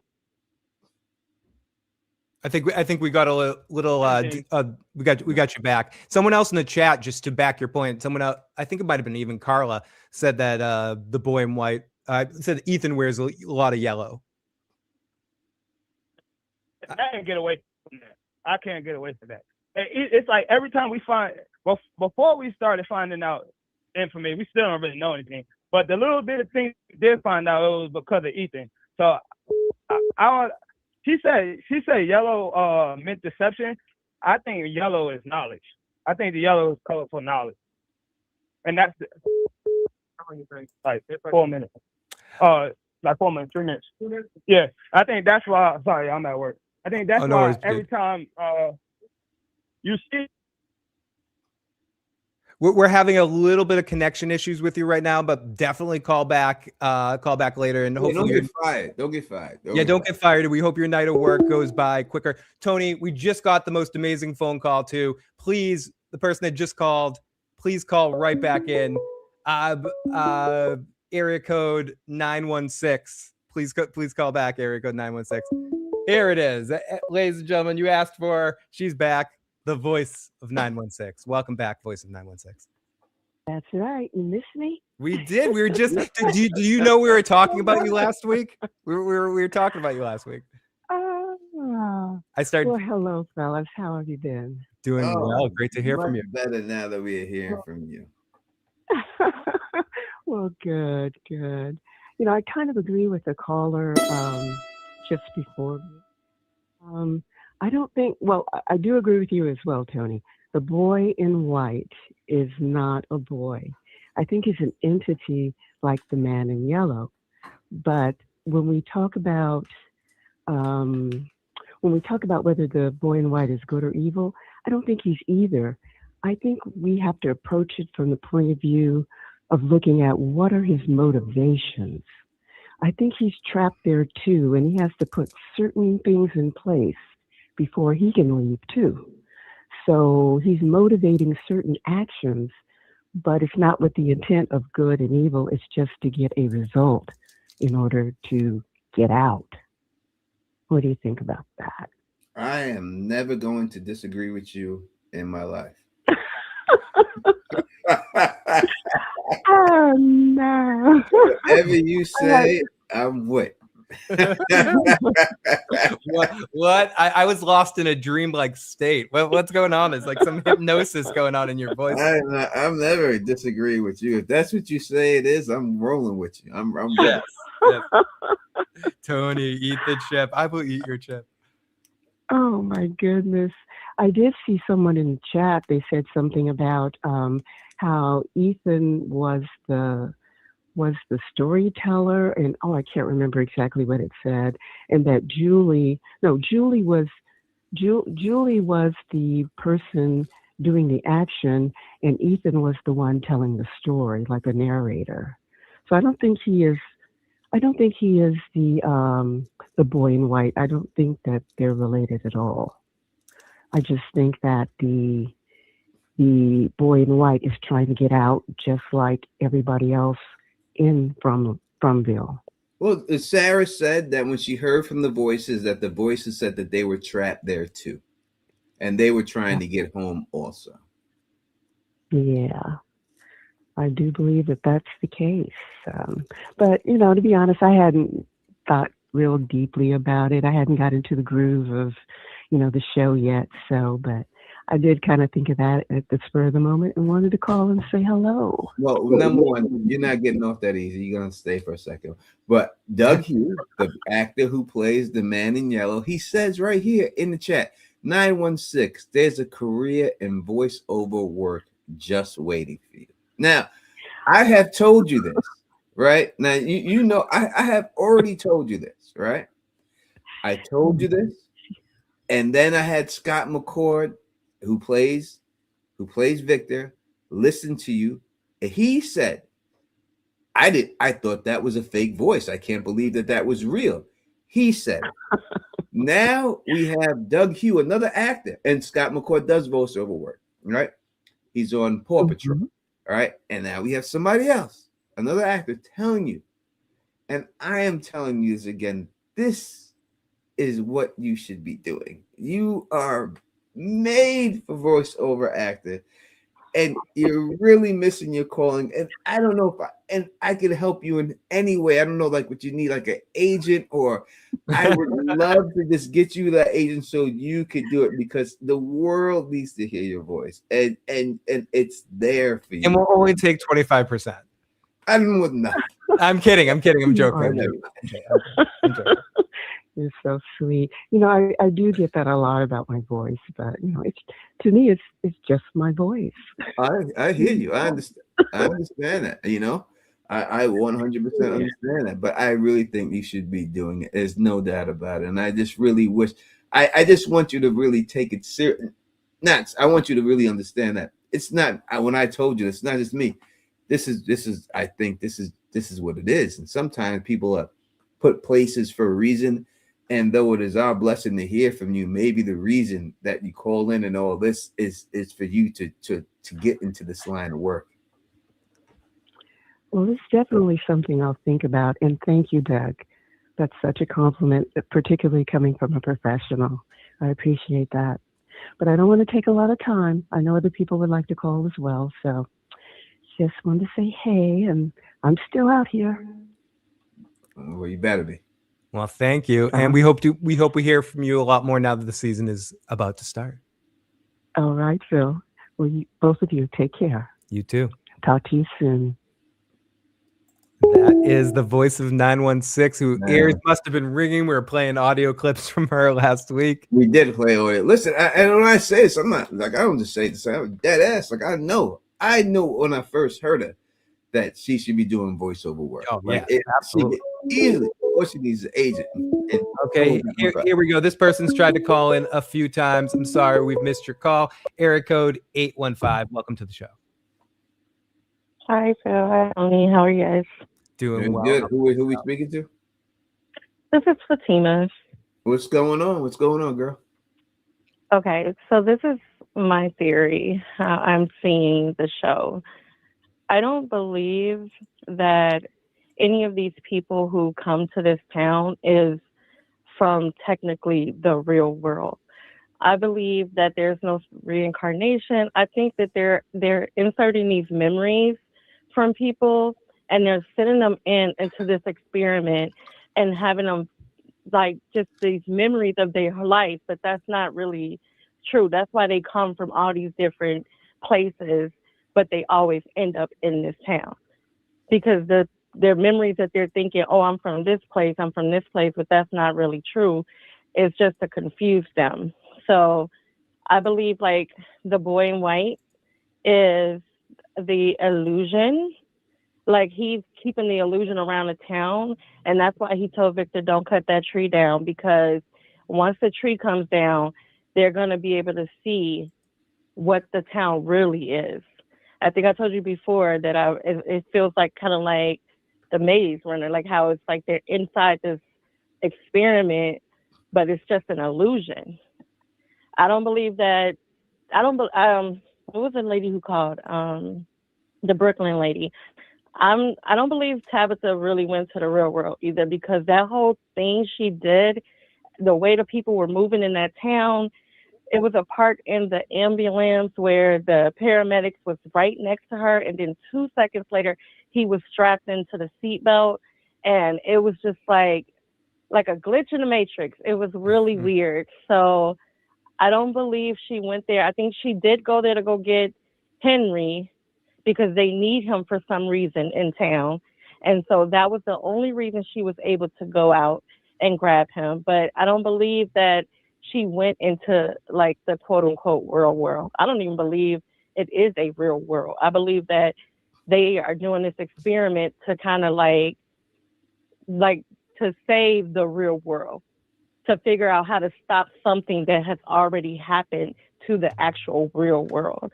So that's kind of like where my theory is, kind of all over the place, but that's a little bit where I'm at with it. I agree with a little bit of it. I would say that there is a real world. They did get kidnapped from somewhere. They were acting, they had a life somewhere before they seen the tree and got locked up in there. So there is a real world that was there. Were they all in the same starting real world, or were they in different? I don't know if it's the same world. I don't know if she actually went back to her same existence. She may have went to a different parallel universe that she got dropped off in.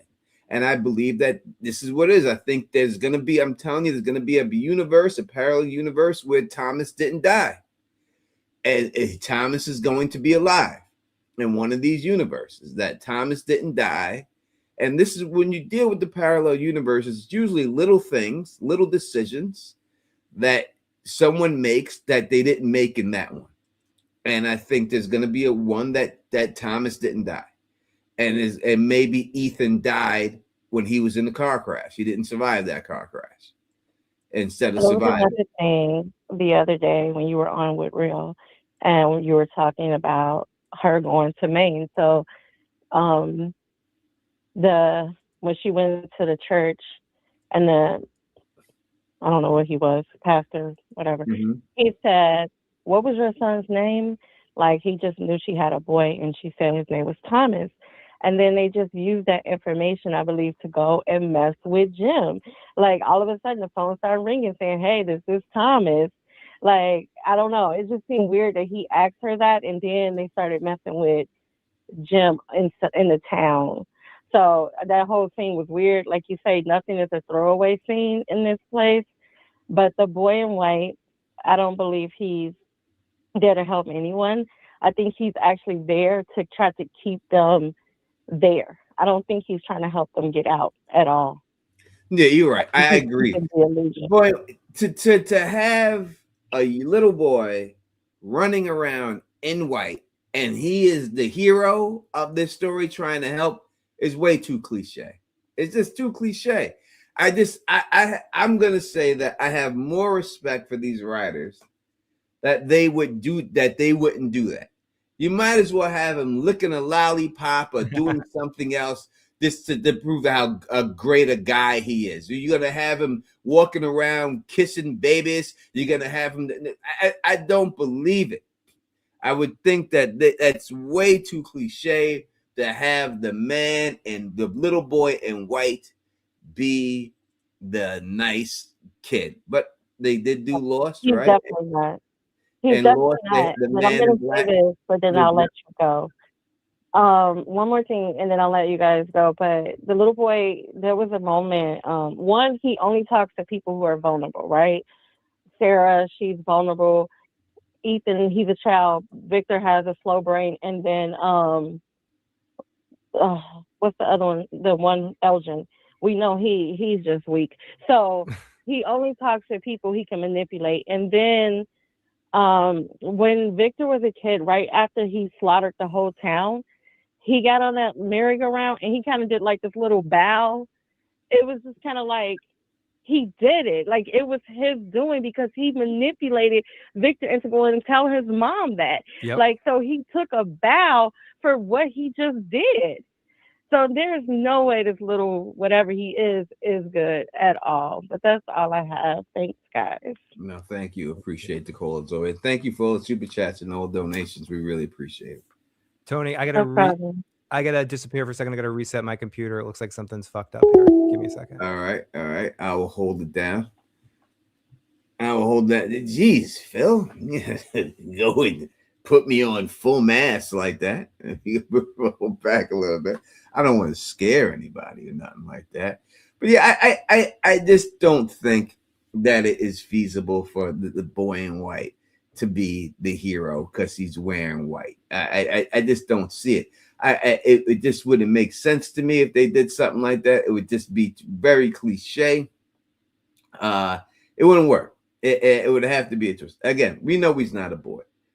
And again, you just heard we just heard Fatima. She's saying, look at the little boy in white. Look at him going around this little merry-go-round, waving and shit, all happy and shit, telling Victor, come here, right? We see him standing outside of Ethan's window. And when Ethan looked out and seen him in the window, he didn't look like he was a friendly little boy. When Ethan, that's not what the interpretation. Let's go by the initial interpretation when they showed the boy in white, and let's take them at their word. When we initially see the boy in white, did he look like he was a friend? Did he look like he was there to help? Ethan looks out the window, sees this motherfucker, and he looked creepy as hell standing out there. That's the way I took it. So how do we go from that to all of a sudden he's a nice guy? I just don't get it.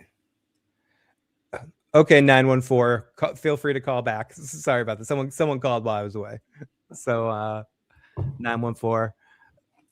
I thought I had like a computer attack. I thought the boy in white was attacking me. It seemed that I had like my lighter was leaning on a button on the phone, and it kept popping up. Let me go break the dam. You hold it down now, Phil. Absolutely, I will. Oh, my fucking turn here. Give me a second. Hi, everybody.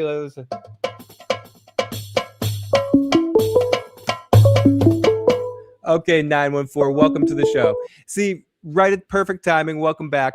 Tony stepped away for a second, but he'll be back in a moment. Welcome to the show, 914. What's your name? Where you're calling from? And what's your question or comment? JT from Queens. Hey, JT. Welcome. Hey, how's it going? I just wanted to talk about like some inconsistencies with the Jade backstory. Okay. He says that he has been friends with Toby since the 4th grade. Toby does not have a French accent, as so Brooklyn mentioned. He grew up in France until he was 12. I think he said until his father died, and then he came to the States. So that means he would have had to have known Toby in France.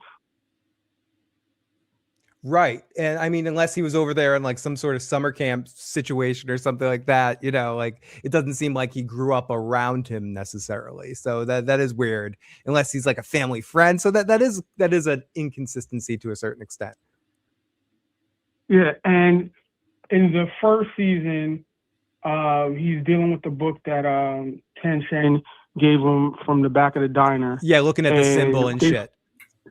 They find the photo of Victor in the corner. And I want to know, did that Polaroid come from that camera that we saw last season? It would make sense. I doubt there was like a ton of Polaroids hanging out around there, so I would assume so. And Tony is back, caller. Who is this? Yeah, because I'm saying with that photo, is it a future photo like how JT all from the other Queens. Polaroids came out? Say again? Oh, sorry, I was introducing you. Introduce yourself again to Tony. Tony's back on the stream. JT Moore from Queens. What part of Queens you from? Far out. Far Rockaway. Yeah. I used to live on Beach 25. I lived on Beach 25 for, I think, 2 years. I lived on Beach 25 in Far Rockaway. And my grandmother lives all the way up in the big tall condo buildings up in there. So I spent a lot of time in Far Rockaway. So I got love for Far Rockaway. What's going on? All right, I'm in the 60s. Oh, you in the 60s? Yeah. Yeah. I remember dude tried to get me on Mott Avenue. I'm going to go into a whole rant about that. But yeah, I used to live out there. I used to go over to the mud huts and everything else and all that good stuff. And people was working out there and all that good stuff like that and all that. You know, you understand what it is. You understand how it was back then and stuff like that. But yeah, I got love for Far Rockaway. I said my grandmother lived out there and everything else. I have a tragic story that happened in Rye Parkland to my family back in the day there too. But love for Far Rockaway and everything else. So let's go on. What are we saying, brother? Yeah, I want to know if that picture of Victor from season 1, if that was, when the picture was taken, was it a picture taken of the future or was it taken in the present in the 70s of Victor? It's presented that it was taken then, right? So we'd have to think that at the time that Victor got there, that was the camera that was in style, was that Polaroid type camera, right? I mean, my pops had a Polaroid camera that was a brown one that was laid flat and you pulled it up and everything else. I can still remember the smell of that fucking Polaroid. Yeah. That certain smell. So I would think that was what happened there when that was taken. I would say that was an accurate picture that was taken of that time. And when would you say that it became mystified or, working on its own? I think that if you ever seen the show Fringe, if you ever watched that show, but when people are in parallel dimensions and they're trying to communicate in that show, at least a couple of people, I will say, what they have like an analog typewriter and they would type a message on the analog typewriter and then the person on the other dimension would type it back to them and you just see the things moving, and that would be the message. And I think that's what happened. So when we seen the picture of Boyd come out there in Boyd's house with the boat that was there, I think that's an alternate dimension that Boyd actually got his boat and was able to park it at his house. And that's why that picture was there. But the boy we know didn't get to park his boat there because he never made it home because he got stuck here in this place. Okay.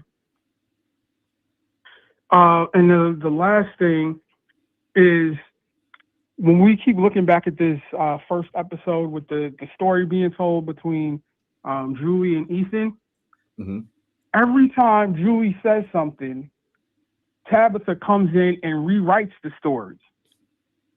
And she gets pissed off because, like, you know, she'll say Norman is dead, and Tabby will say, oh, monsters aren't real, so he's not dead. And Julie will say, you know, a murder of crows, and Tabitha will say unkindness of ravens. So I'm wondering, is she gonna have to go back and rewrite all of the wrongs that Tabitha had did? To, you know, like the showrunners keep saying that you got to go back to the first episode and, you know, a few others, but is that ultimately what she's gonna have to do as a story walker? Is, you know, go through every lifetime of Tabitha and rewrite all of her wrongs? I think she's gonna have to go back to see. The number one thing she's gonna have to do is she's gonna have to go back, see the original deal and who made the deal.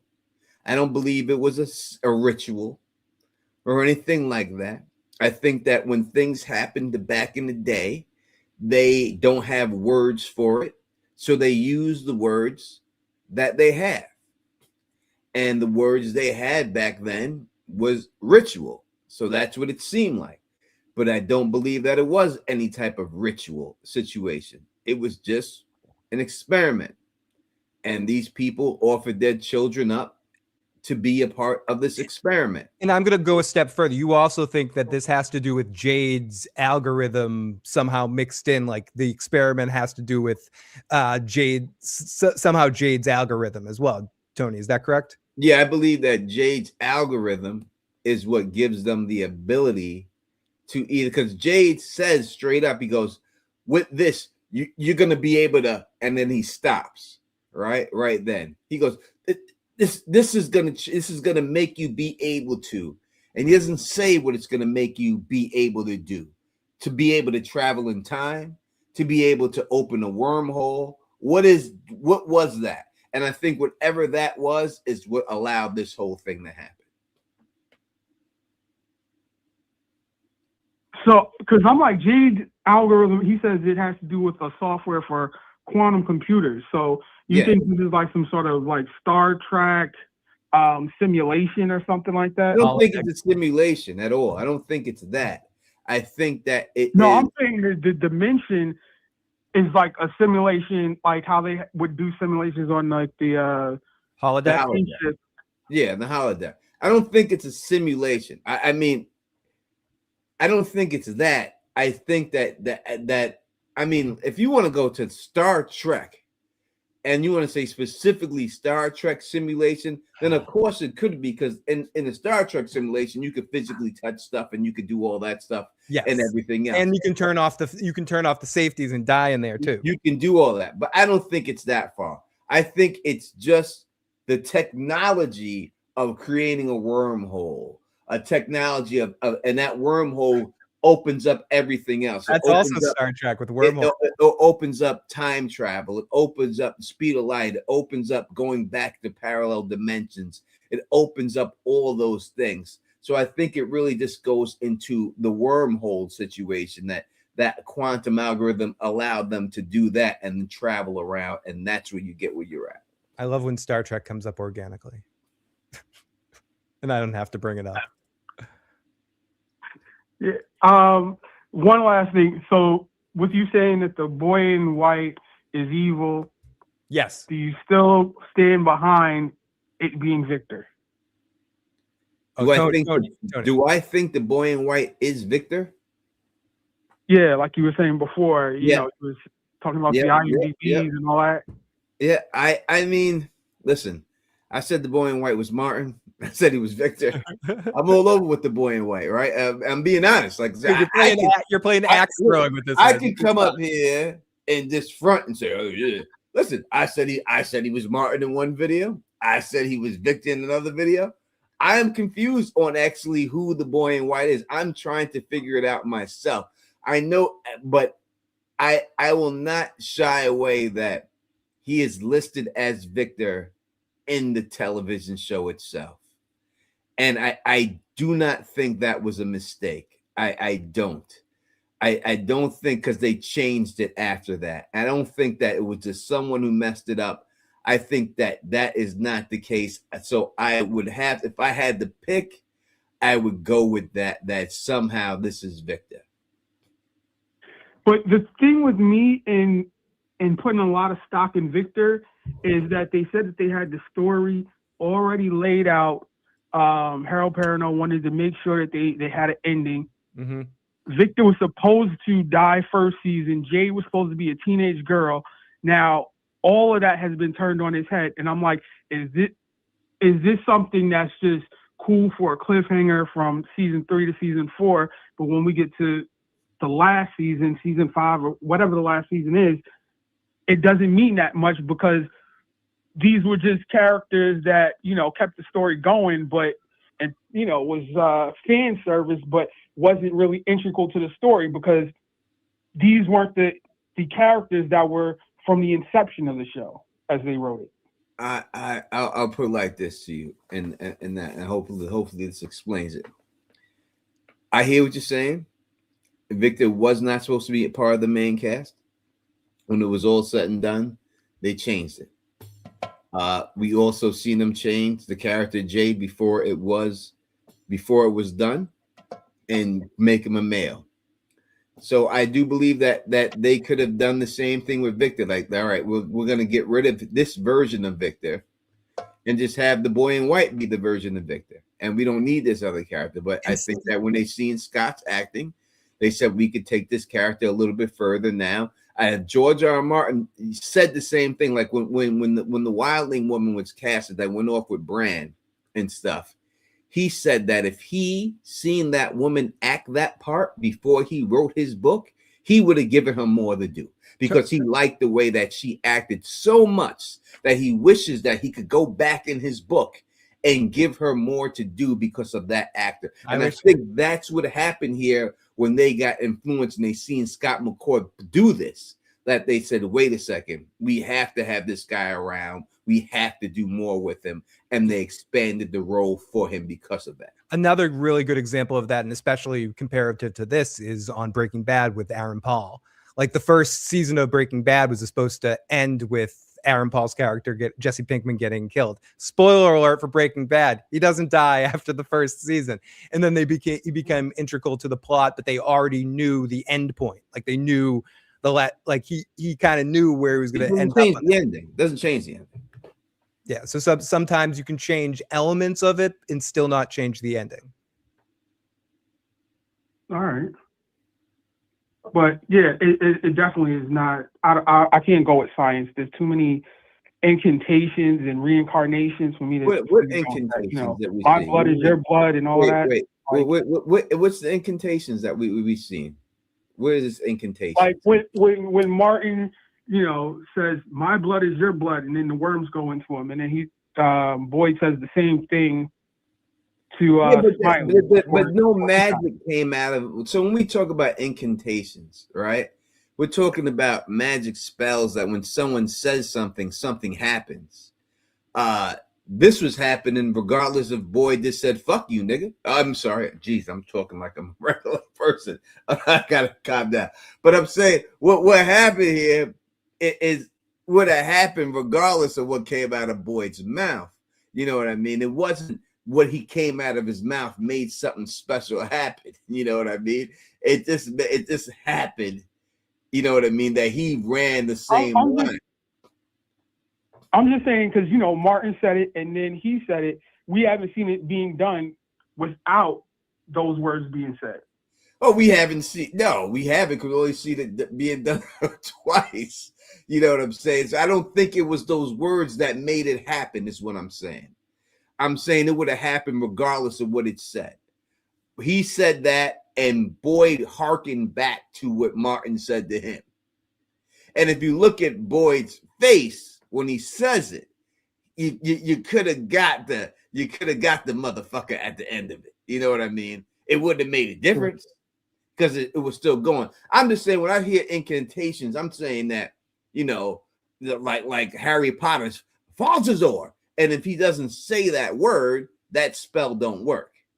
He can't just wiggle his arm that way without saying it. I'm saying the wiggle of the arm, the thing is working regardless of what he was saying. All right. That's what I'm saying. But if you, and listen, I'm not trying to convince you that it's science. If you want to keep believing that, then please do. I could be wrong. So, you know, keep rolling on that. We're going to see in the end what it is. All right. All right. Thanks. I'm going to let somebody else call. All right, rock away. All right. One. I want to say, Mika, thank you so much for, number one, becoming a member again, for the 5 gifted memberships and the super sticker that you dropped. Sorry, 330. Call back in. Sorry, call right back in. I'm sorry, I disconnected by accident. For all those things, that was truly generous of you to do all those things. And definitely call on in, Mika, if you want. And another super chat from Mika. I want to bring on Julie's doppelganger. We'll see if we can get Julie back on. I don't know. They kind of listen. They did not contact me for any interviews this year. They did not contact me. Usually they contact Don and say, "Hey, you want to do interviews?" They did not contact. When I spoke to someone who did the interviews, that was 2 weeks ago. Yeah, they're on the different cycle this year. You know, we already had it. They can have our seconds. Area code 330. Welcome to the show. Sorry to hang up on you last time. No, you good. It's Real Rebel Eric out of Akron, Ohio. Welcome, buddy. What's going on? So I think everybody got good points. Like, we've been at this for how many seasons? This will be season 4 coming up. So we've been at this season 4. We kind of got a little bit of what was going on with the kids and the Akui and whatever. And you know, but it's like something's still missing. So it's like I still want to kind of keep it in the middle, I go back to what Tony been saying from the beginning. It's probably something simple and stupid. So I'm trying to just stay in the middle, keep it simple, stupid, right? Yep. So I'm like, what we didn't get the backstory yet on the little man with the glasses, with the suitcase, the little scientist talking about, hey man, I found a way to another dimension. You know, we ain't got that yet. So we waiting to see something like that, like a backstory with the little scientist guy.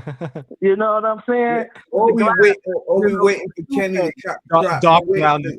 We waiting for Kenny to chop down this tree in the last episode of the season, and you seeing some fireworks come up like that. It's still something we still some Star something Trek big shit missing. It's still something. So I think that's what's keeping us going. They not giving us really what's going on yet.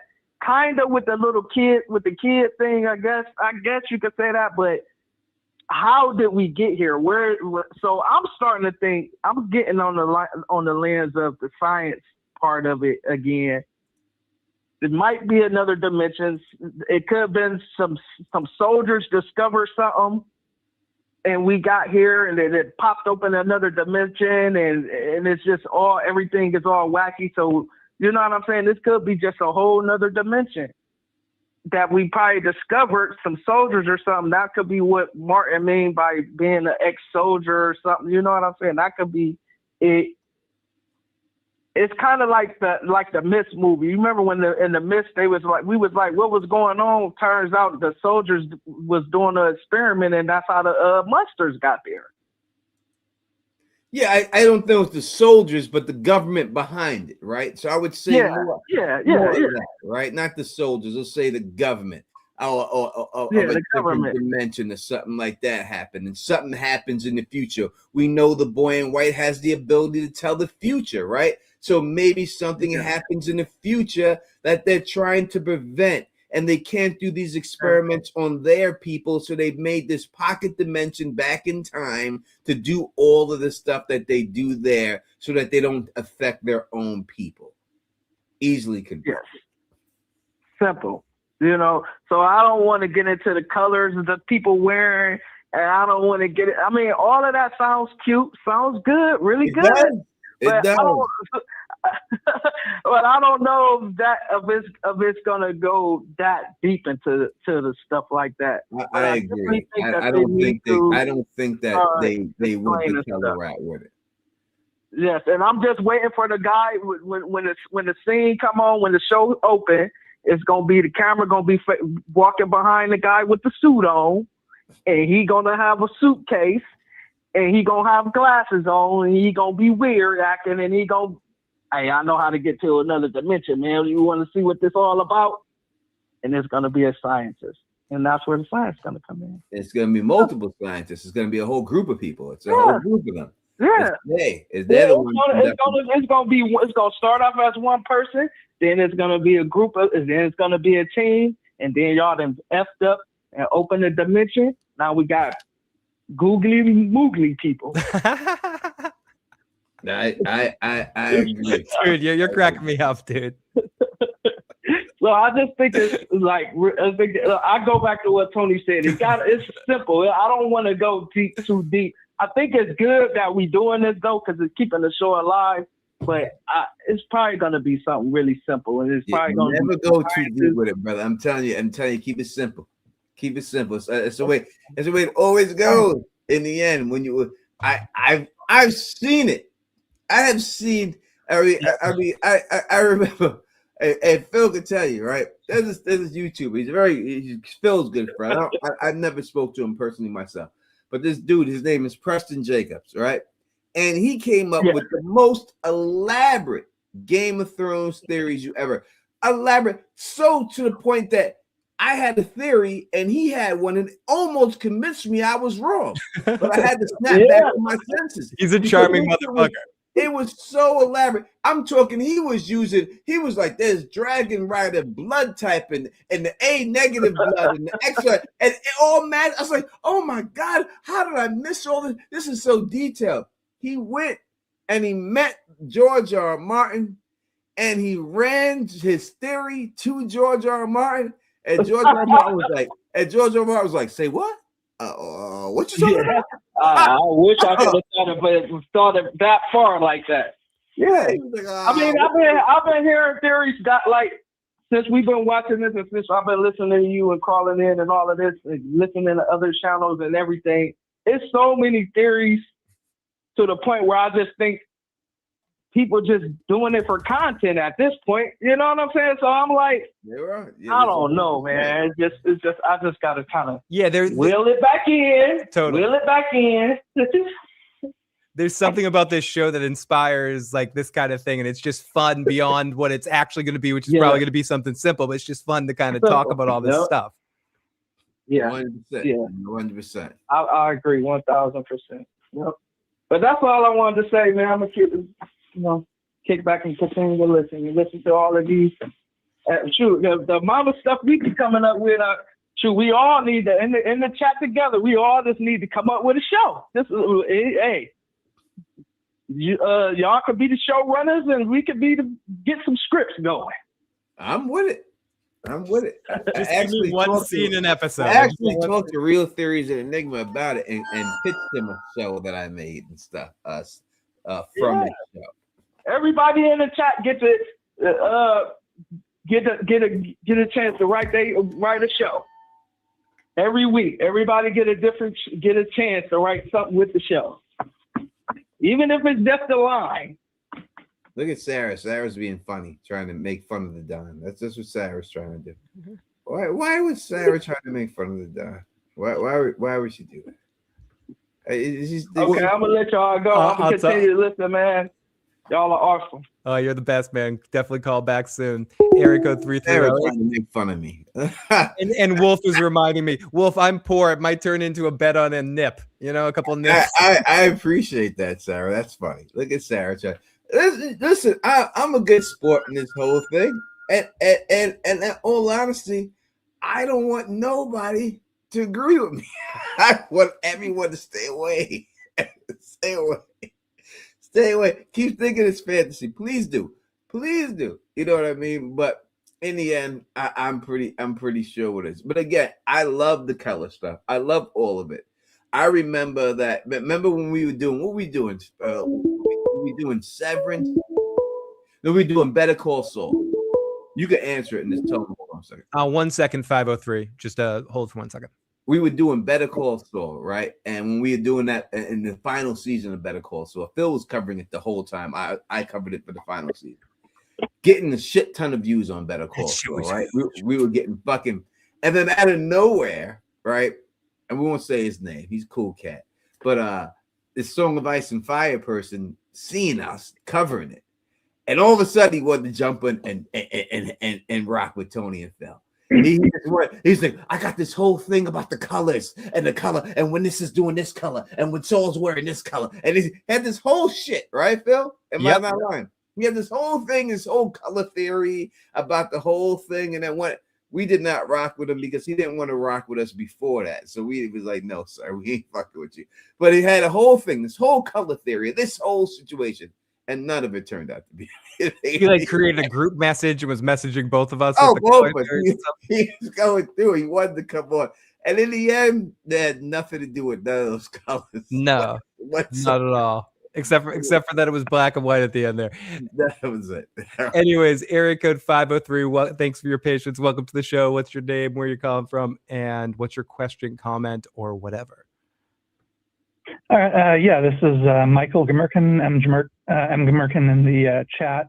I just wanted to call in and say hi, give my spiel on the boy in white. Please do. Please do. Take over. It's your show for a few minutes. Let us know who you think this boy in white is. What's your boy let us know whatever you want to say. You don't have to stick to the top as long as it's dealing with the show. No, he has to, or I'm hanging up. And I'm kidding. All right, so I'll agree with the last caller. Keep it simple, stupid. Occam's razor, all that sort of stuff. Simplest answer is hopefully the right one. So just kind of my approach to theory and from is to try and put the narrative itself first, without kind of trying to push my own ideas onto it. So that's kind of where I come from. So. Basically just kind of listening to what the characters themselves actually say. So when we first see the boy in white, it's basically outside of the window with Ethan. He's waving at Ethan. Ethan waves back. Eventually Ethan tells Victor, my friend out in the forest, basically saying he views him as a friend. Eventually Victor says that when he was a boy, he was his friend also. Now in season 3, at the very end, when they're at the bottle train, Victor's trying to chop it down. He asks, I thought you were my friend. And Boy in White says, I am. And Victor says, why aren't you helping? Why don't you do something? And what the Boy in White then says is, I tried to help in the past, but it went badly. Yep. With basically Christopher, essentially. And so then what he says is, this time, I think that you guys need to learn everything for yourselves.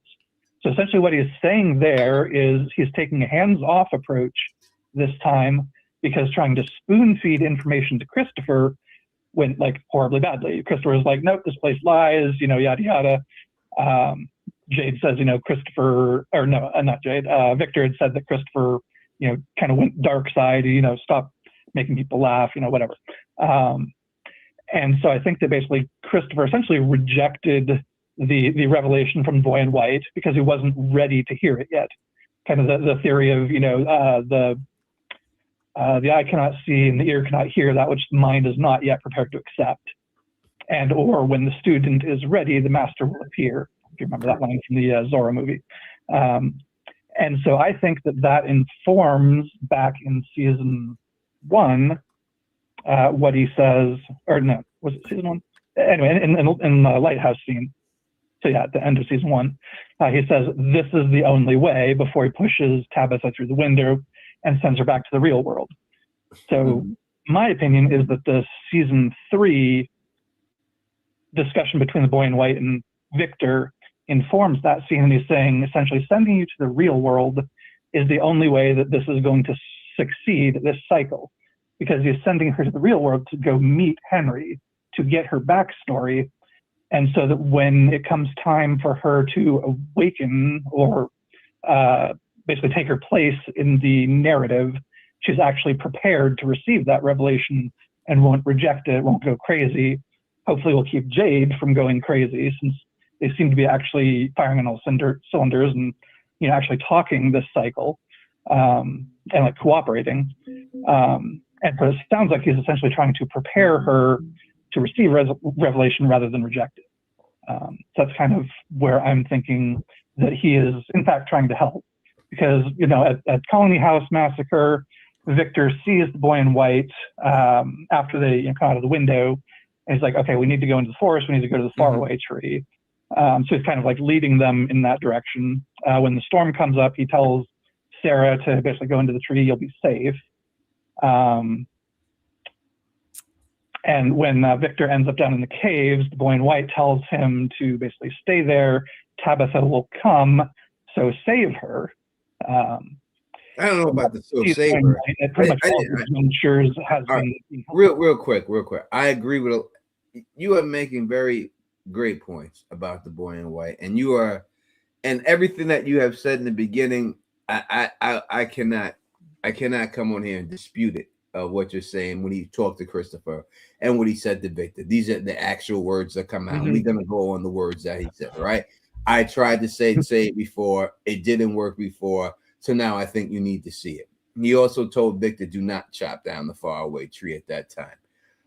When we look at everything else besides that, when I go from that, the actions don't link up to me of him being helpful from that. I think if we took that, what he said in a nutshell, then it would sound like that's the case and everything else, right? It would sound like that is what's going on there, and that's the way it is, 100%.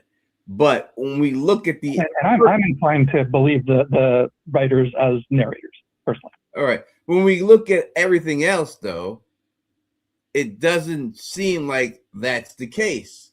It seems like a setup. I mean, when I look at him telling Sarah and Boyd to go into the faraway tree to save, what was he saving them from? There was nothing around. The supernatural storm that just rolled up out of nowhere. Well, if you want to call it a supernatural storm, we'll say that. It could have easily been a turn of the dial that turned up, because Victor was able to, if we look at the map, there's no narrative evidence of that, which is what there's no narrative evidence that it's supernatural either. I'm just saying we're both guessing here, right? So, but Victor was able to track down all of the times of the storm that it went, and it seemed like if you look at that map that there's a pattern when it went. It just so happened that this supernatural storm struck right when Boyd was about to get to the tower. It just so happened that it struck right when they put the radio tower up there. And as soon as one went inside of the tree and the other tower was broke, the supernatural storm just went away. Like they just turned the dial to make it go away, right? So I don't see it. If you're having a weather system in any place, even in Game of Thrones or whatever, people like to bring, we could talk it. Even when it snows there and it's wintertime there's a 5-year winter, 6-year winter. You know it's coming. Winter is coming. That's that. It just doesn't pop up like that out of nowhere. Only time we've seen it pop up like that in a movie or television is a Truman Show, when they done that in there, right? When they changed the weather on all the dials and stuff. So it seems that it was, and I don't see that the storm itself was so deadly. When I look at the storm, all I see is rain. All I see is a little bit of wind. There was no lightning bolts or anything that prevented them from going where they were going. So I was just saying it's a bit of a coincidence. We saw the radio. Basically, everything blows up essentially. I mean, well, so it wasn't a lightning strike that made it blow up. Might have been. I don't know. No, it wasn't. We didn't see a lightning strike. It blew up. It did blow up. The light bulbs blew up, but a strike of lightning didn't come out of the sky and hit it and make it blow up. It blew up because they're in control. When you have if you look at what I believe that makes the electricity work is when you have an overlap of universes, right? And they overlap dimension. That creates a bubble of electricity and electromagnet that would allow electricity to generate in that spot, right? So that's what I believe. That's why he was able, and we've seen Kenny's mom say, here's electricity without it being plugged in, because it's all around them at the old time. It could always be accessed into that. They just seemed to be, whatever it was, seemed to break the light bulbs. Now, whether the light bulbs broke because of the electricity, we really can't say. It does seem that that's what it was, but they could have broke the light bulbs just like they brought down the house, just to scare everybody, to prevent them from doing it again. Sure. Yeah. And I mean, Sarah says that Nathan's theory was that if you push too far, then the place will push back, which the boy in white seems to confirm when he talks to Sarah. He says the place is angry. You need to go into the tree. But what's the place? That's what we have to ask. That's what we have to ask. We would say the place. I mean, it sounds like he's saying Fromville, Yeah, I know what he's saying. I understand what he's saying when you say it's Fromville, but I don't believe it's when he's saying the place.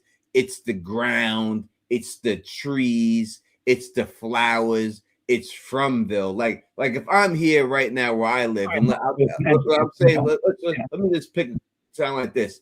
Like if I just say, like, listen, Phil, don't go down that block right now, because if you do, everybody in Far Rockaway is going to get angry. When I say that, it's not the buildings and the structures, it's the people within Far Rockaway that are going to get angry. You know what I'm saying? So when I hear him say that, I don't think he's saying it. I don't think it's the structures in the building. It's the actual people that are running it that are going to get angry. Caller, did you say you think it's a supernatural entity? I mean, that seems to be what the narrative is saying, is that, something in this place gets angry, basically causes essentially a supernatural storm to come up out of nowhere, destroy the radio tower, and then just, go away. I mean, we don't know for sure that it's supernatural versus, just some scientific thing. 100%. But absolutely. That being said, 100%, it could be either. I'm not telling you that it's not. I'm just giving you my opinion as you are giving me yours. Right. You know what I mean? So it could be. I 100% could be wrong. But like I said, when I hear when he says, "Oh, this place is getting angry," I don't think it's the place. It's the people. You know what I mean? And that's running the place that are getting angry, and they're the ones. And that's why I do believe. Go ahead. Say what you're saying. Oh yeah, I was just saying, and yeah, in my opinion, it's that it's some entity, whether it's the cicada entity, if that's kind of the big bad, or if there's something even higher level than that, because Martin says there's worse things out in the forest, and what we've seen so far is just the tip of the spear. So I mean, it could be something even bigger and worse than what we've seen so far. Mm-hmm. Yeah, and usually when it comes to like shows and things like this, right? And they have things like let's just look at The Walking Dead real quick. Let's just say that in general. Do we have to? No, I'm kidding. Just to say, right? When we look at The Walking Dead and we see the zombies and we see all that shit, and that's so terrible and that's so crazy that the zombies are. You got to watch it. The hordes and this. You're right. The Walking Dead was terrible, Tony. But in the end, it was the humans themselves that were the biggest creatures, the biggest monsters over these monsters, right? It was what humans were willing to do to each other, even in this time, that was the biggest monsters and everything else that did everything. And I think we're dealing with the same situation. Martin is Yeah, Martin is saying like, oh, these creatures are this, but they're just the tip of the spear. You know, even when we let's look at, I'm not going to say anything political or anything, but when we look at our soldiers that go out there and they go in wars and they fight wars that their country send them to fight in, and to other countries that see them, they say that, you know, that they're invading their country, like these people are the monsters to them because they're the ones running it. But the bigger monsters are the people who actually sent them there, that are behind the scenes, that are in the suits, that aren't getting their fingernails dirty. But the people on the ground, you see these stormtroopers and everything else come there, they're the ones. But it's not them, it's the Emperor. It's all those people that are the real big, huge people that really are going on. And that's what I believe is going on here. Now, do you want to know what I think the boy in white actually is? Sure. Go right ahead, please. I'll just kind of cut to the chase a little bit and say I think he is actually the avatar or the physical manifestation of the original magic tree, the faraway tree. Because we narratively, what we've heard from the boy in white, from Fatima, from Jade and Tabitha, as far as their basically direct info dumps straight to the camera, kind of almost fourth wall breaking, is that there was some original townsfolk made some sort of a bargain with and the cost of it was sacrificing their children. In the process of sacrificing the children, they sounds like told some story that gave them hope. Then they poured that into the roots of the tree, and then the magic tree grew. And in my opinion, essentially, they created the engine of their own salvation, essentially, narratively, is kind of what I think is going on. And so it's the tree itself that is supporting the two parents' kind of like reincarnation, reawakening cycle.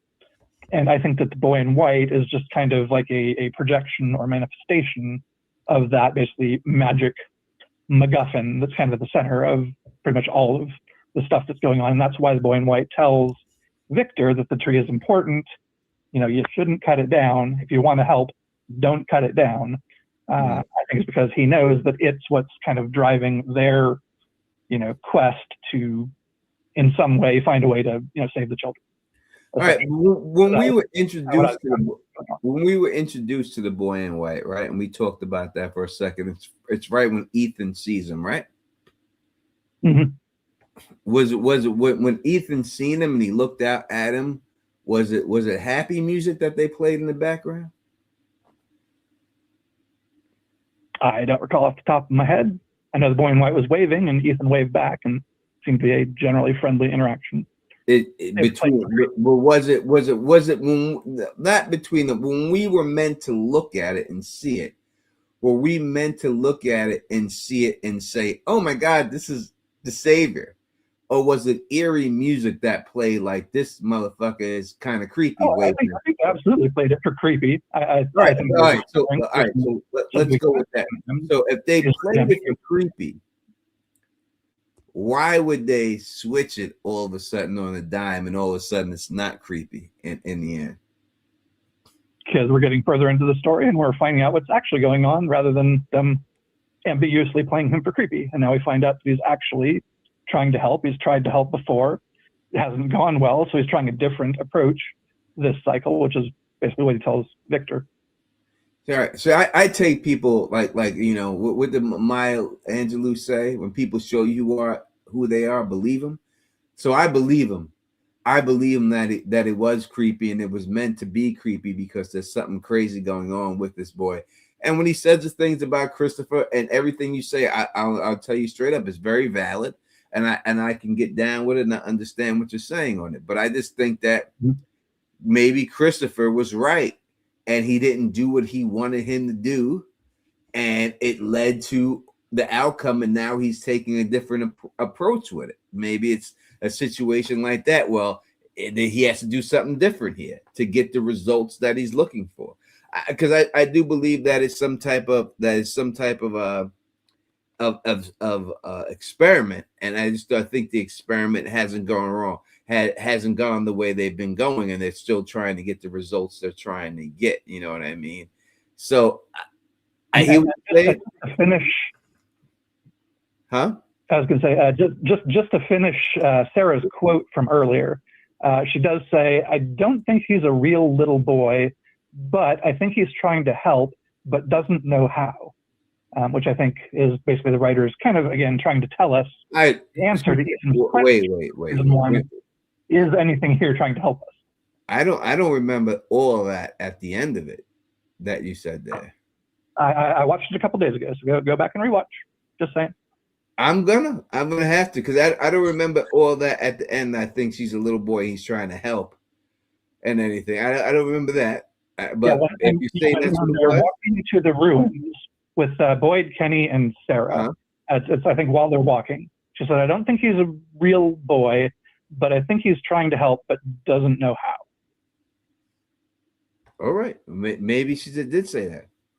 Maybe I missed it at the final part, and maybe that's it. I'll go back and look. Sarah's not right about anything. She killed her brother. I gotta go back. Everything has to be what it is in 7. And I buy she said it, but Sarah's not right about anything. Then we have to, if that's what she said, that I think he's a real boy and he's trying to help, then I think that that's what it is. It does sound familiar. Like he did say that he's trying. Everyone in the live chat is backing up the caller, saying that that's exactly what she said. It does sound familiar. Or maybe I just focused myself on the point that he's not a boy, and I let the other stuff. It's easy to miss. It's a really short interaction. Yeah, so maybe that's the case. Listen, maybe the boy in white is trying to help, and that's what it is. You know what I mean? I think the point is, to me, we'll have to see. And I just, if these showrunners really made a little boy in white tennis shorts and shirt be the person to lead them all to victory, I would just say it's the most cliche thing that I've ever seen, and I wouldn't be. I'll accept it, but I just wouldn't be happy, because I just think that that's a little bit crazy to do. He's an evil fucker. It's just too I'm crazy. not disagreeing, but but maybe they did do that. Maybe their writing ability is not what I think it is. Maybe I'm giving him too much credit. we shall see in the end. Caller, thank you so much. They obscure it really well by playing him for creepy when we first see him. And that's the thing. They've always set it up so it's convoluted, so you can't quite decide if what he's doing is good or bad. You can make the decision in the moment. You have to see later stuff in order to understand some of the earlier stuff. Exactly. So it all builds on itself. So thank you so much for the call. Great call. I appreciate it. It was a really, really good call and really good points that you made. Thank you, my friend. All right. Have a good Later, 503. Definitely call back in the future, my friend.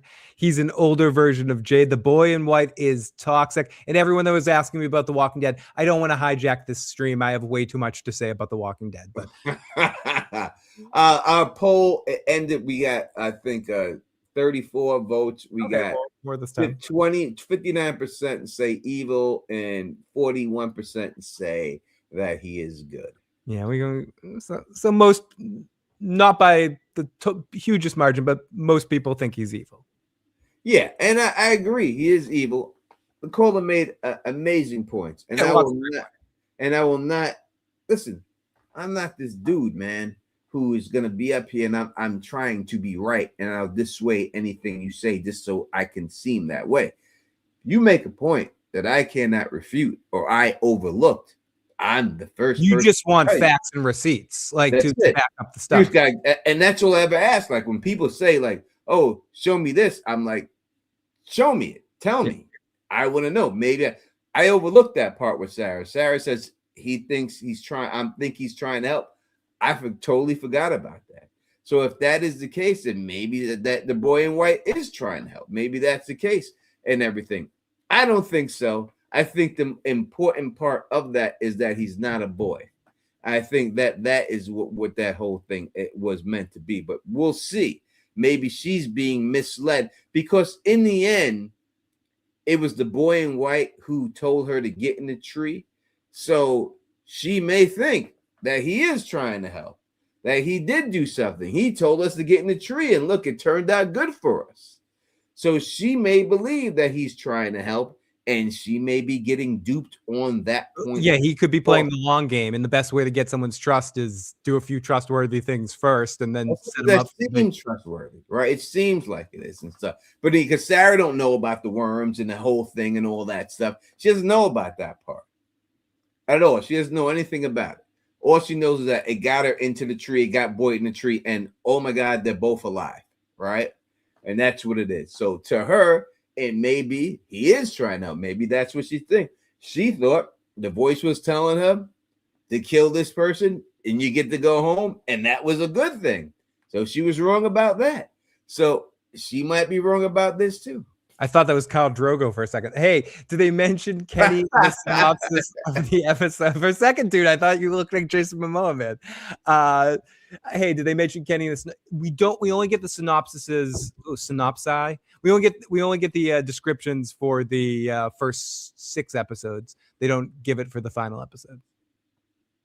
Yeah, they did not. They have not done that. They have not given us any of that yet. But just the first six ones. We'll get it when it comes to the thing and everything else. Once the season starts, that week it'll all be on IMDb, guaranteed. Synopsis? Yeah. Is it synopsises? Synopses? Synopses, I believe it is. We saw Brooklyn says once Victor knew Nathan saw the boy in white, he befriended him because it's good to be Jade's friend. What's that?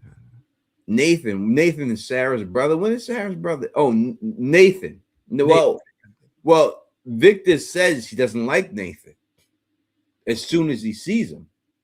I don't like him. When they go into the Pete's truck and they're in the truck, Victor specifically says he doesn't like this dude.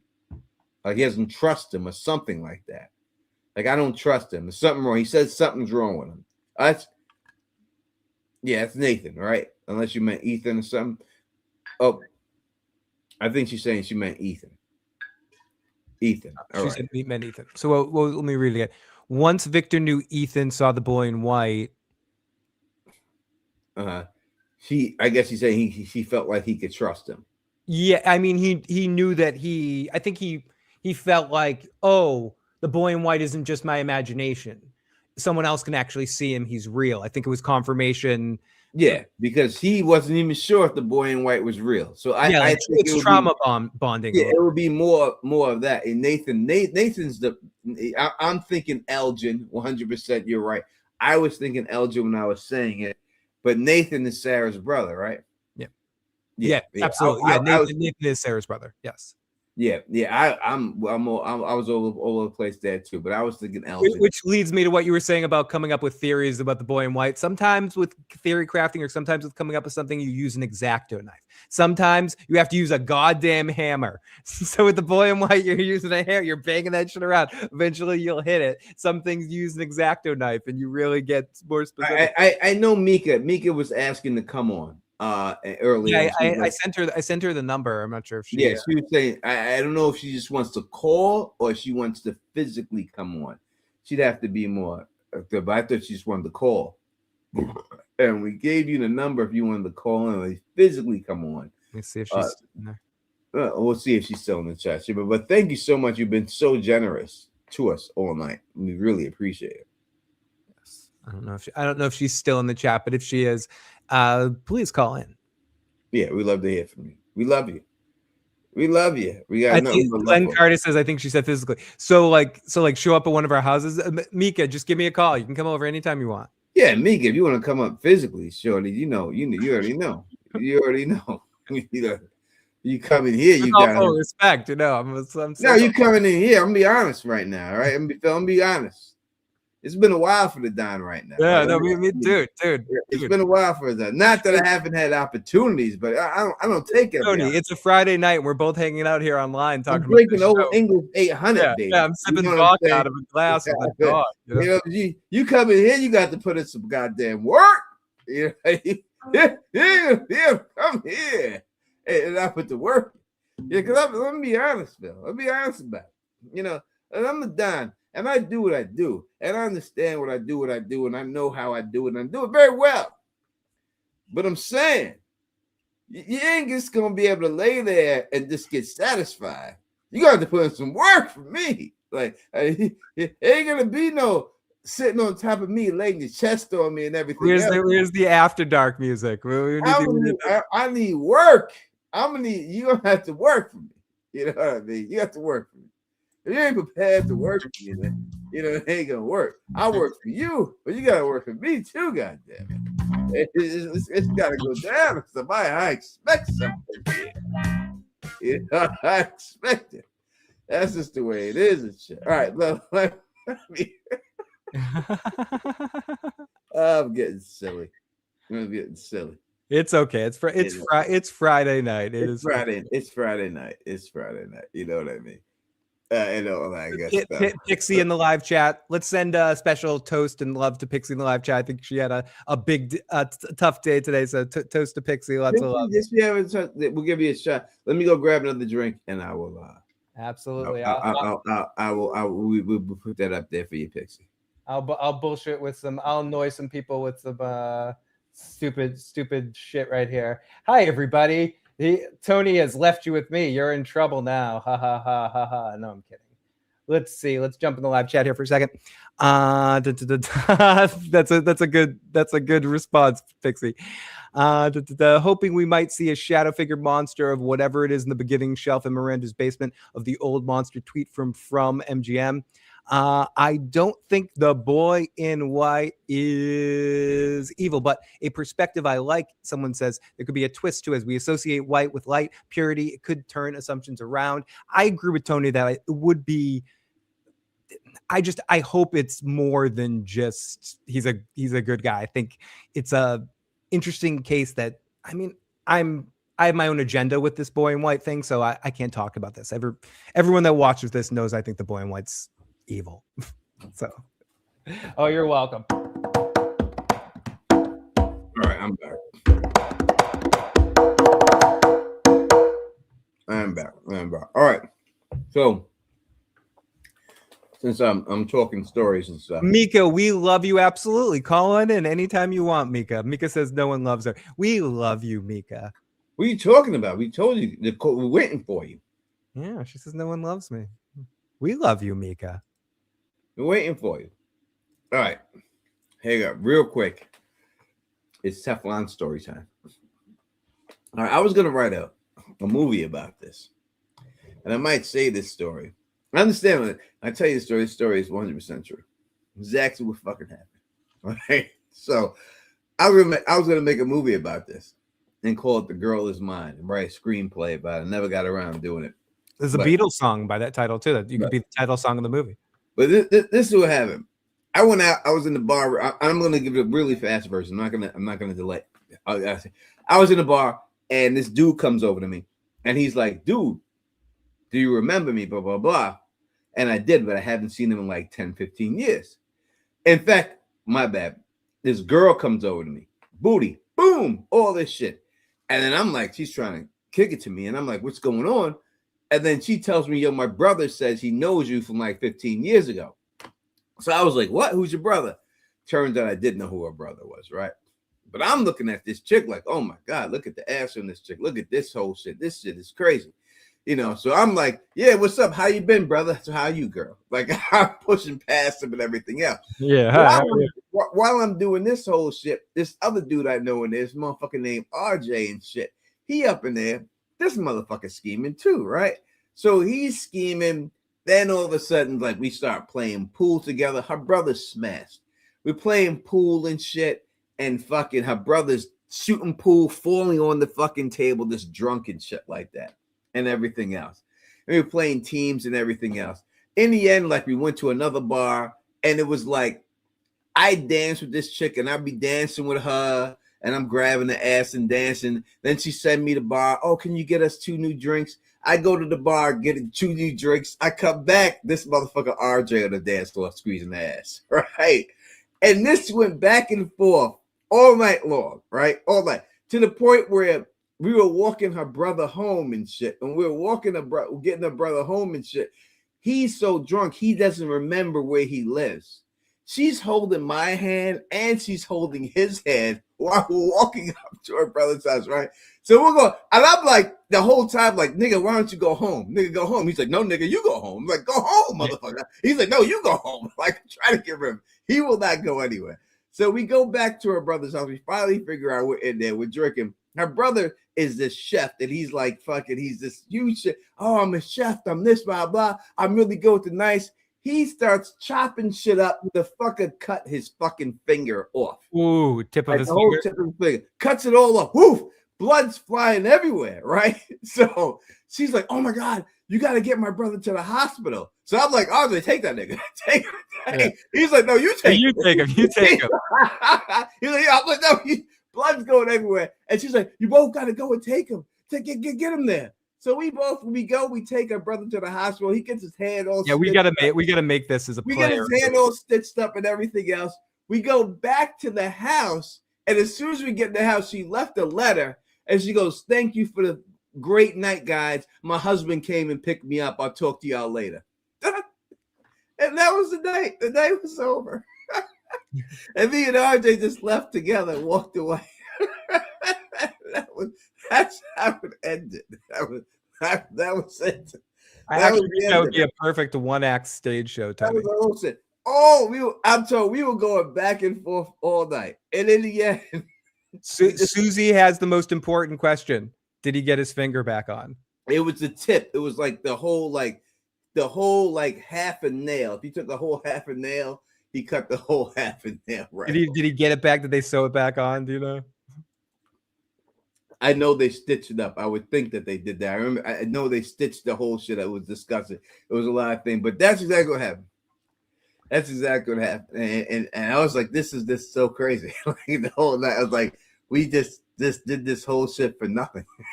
Who's he getting this photo? He's got LeBron. He's got a couple of boxing, MMA, and a football player. Okay, we have a box, boy in white, man in yellow's hands in pockets. But the question is, who bought the box? Who brought the box? We have a box. Boy in white, man in yellow, hands in pocket.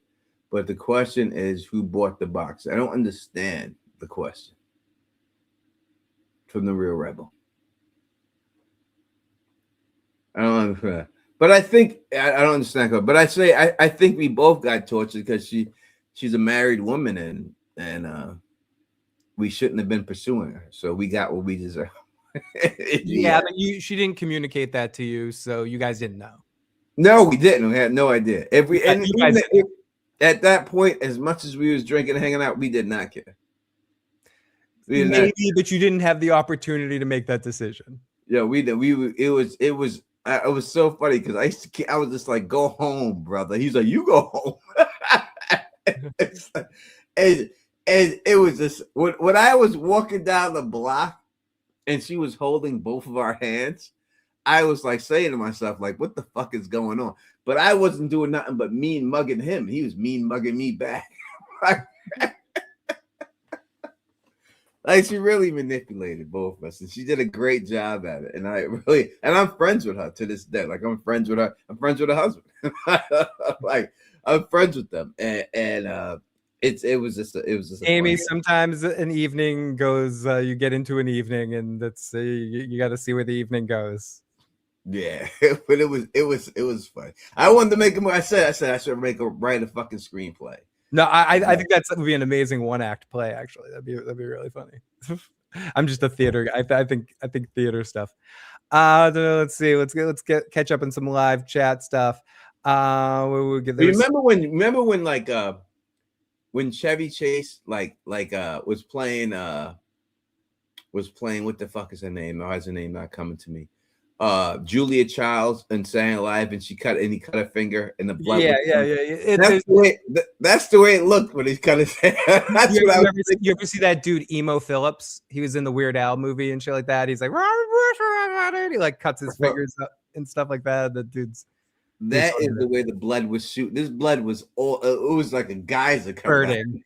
And the crazy shit was, like, I should have just been like, "Oh my god, we need to get you to the hospital, Scott. We need to go. I was just like, RJ, take him. I was so like I was so like just trying to get rid of him. Like I was just so like I should have been like, God, I've known you for all these years. I haven't seen you in 50 years. Let me just rush you to the hospital. But I was so into this whole situation. All I was thinking was get RJ away at any means. I was like, this is the opportunity to get this motherfucker away. Yeah, exactly. Go. You gotta help this guy. He's gonna take him to the hospital. What are you waiting for? Get him out. Do it. You gotta help him. Like, that's how terrible it was. That was terrible. That was terrible. It was a terrible night. What up to Julie B? Julie B deep dives in the building and rocking with us right now with all that good stuff. All right, let's go back to front. I know that y'all did not want to come here and hear these. And let me pause it. You're talking my game now. The ranting and raving. Don't get me started. I know people don't come to hear that. They want to hear. Oh, we didn't lose any people. People are still listening. We still got 160 people watching right now. But if I say this and I upset you or that's not what you want, just tell me not to talk about that stuff. I mean, we can. You're fine. Talking. You're fine, Tony. I have a good barometer for that stuff. You haven't crossed any lines. This is the channel that, like, after the T Diddy stuff, I don't think. I know. All right, we got Chicago. Made Media is in the building right here. Call him the Carl Drogos. He is. We got Cal Drogo is in here. Jason Momoa is in the building rocking with us right now. Sorry, and he Chicago. Said, Merkin. I guess he's talking to someone in chat.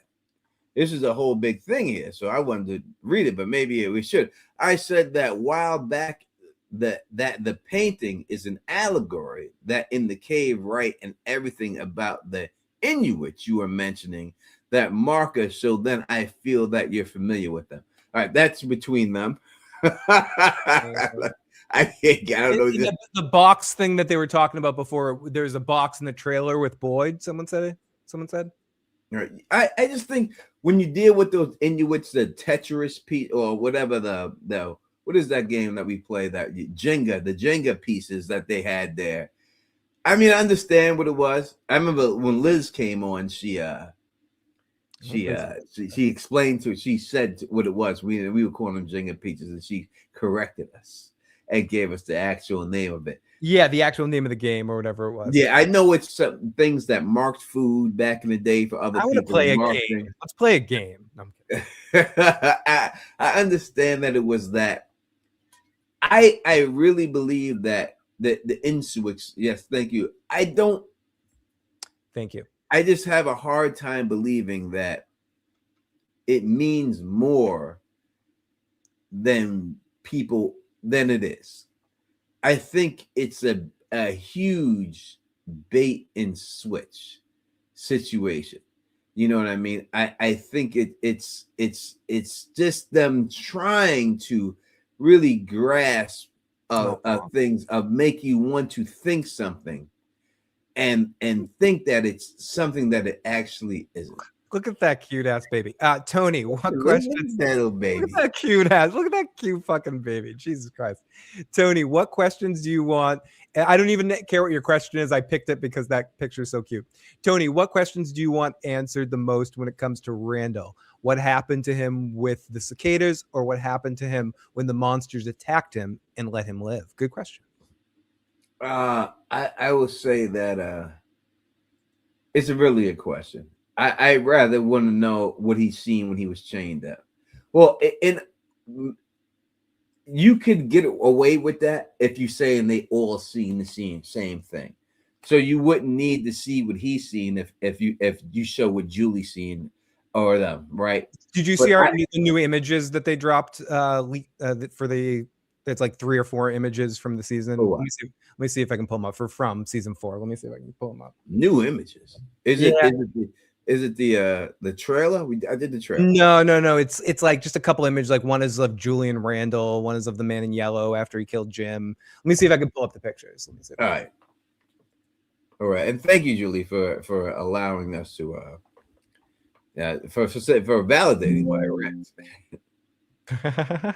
I appreciate it. I truly do appreciate it 100%. I'm speaking up to the microphone, so it might be misread. But when and then the pastor, the king in yellow. All right, I don't believe any king in yellow, Cthulhu, anything. I don't believe any of that at all. That there's nothing in here that points to me about the king in yellow and Cthulhu at all. I just don't see it. I understand why people want it to be. I just don't think they would go there that way. I think that maybe they may have tried to con people to think that that's what it is. But again, I really think that when it comes down to this thing, and when it comes down to stories of this story, that you have to keep it as simple as possible. Mm-hmm. I don't think that the showrunners do as much research as we do on shows. I think they do their show, and I think us as fanatics, I mean, obviously, fan means fanatics, that we have a lot of time on our hands, that we will go deeper into stuff than the show people who make the shows do. And that's what I would say what it is. No, I didn't see these pictures. Where are these pictures from? These on a Reddit post. There's a few pictures from season 4. This is Victor and Let me solo. Can we solo you out so we can see this? Let's see. Not me. There we go. All right. What is he wearing? Boyd's jacket? It looks like it. Yeah, it looks like he's got Boyd's jacket on there, it looks like. Ethan's got a mustache and everything. He's got a beer gut. Yeah, he's been drinking beers. Yeah, he's in the bar and shit. Ethan's at the bar showing up. It's Ethan down there. Go home, Ethan. No, I'm drinking grain alcohol. I'm fine. Yeah. People say it's probably his dad's jacket. We didn't see Jim wear no jacket ever. It definitely looks like Boyd's jacket. Jim never wore a suit jacket ever. Never see Jim in no suit jacket. No, never. It looks like Boyd's jacket. Yeah, it is probably post-funeral, and Boyd probably gives him his jacket at the funeral or something. Yeah, I can see him wearing the jacket for the funeral and stuff, but it ain't his dad's jacket. Dad didn't come in there with no jacket on. But it definitely, with this, and Victor has nothing on his shoulders there. It could be post-funeral. Yeah. All right, that's all we can take. What else we got going on here? All right. So this is a much more interesting picture. Yeah, there's a little bit more action in this photo. This is after, I think. Yeah, after she came out of her first time travel situation. Whatever she comes out of, this is him picking her up after it happened. I don't think that this is like during or anything. I think he picks it up after whatever that time travel is. He picks her up. He wakes her up. He's hugging her. It does look like they're looking at something. Maybe the man in yellow is there at this time, and that's what they're looking at. But it looks like she has completed a time travel situation, and now he's waking up with her and he's holding her. That's what I would take from that. I absolutely the same there. So yeah, and there's Doug in all of his glory. Maybe that's what they're looking at. Yeah, this could be exactly what they're looking at. This man in yellow, and he's got a cut on his face though, right here. Oh yeah, on the right side of the cheek, he's cut up. Yep, right up there. I don't know if you can see. Let's go back to the other picture of Randall. It's not the same cut, but it is on the same side of the face of Randall. Yeah, I mean, Randall's got a cut on the right side. Let's see the cut on his cheek. I mean, it looks like his cut goes from like his ear to his nose. Whoops, sorry.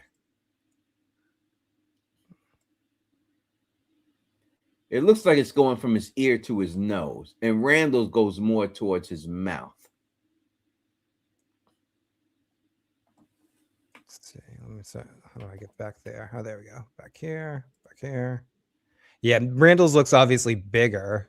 Yeah, it goes down from like his ear to his mouth. It looks like the other one goes from the ear to the nose, but definitely on the same side of the face and everything. But whatever happens, he got wet up. Maybe Jim fought back that time and caught him. But what would be able to cut him like that? His finger. Look, can we zoom in on the fingers? We got long fingernails there, or those are regular fingers? Let me see if I can zoom in a little bit. I can, but it's gonna take me a second. Give me a second here.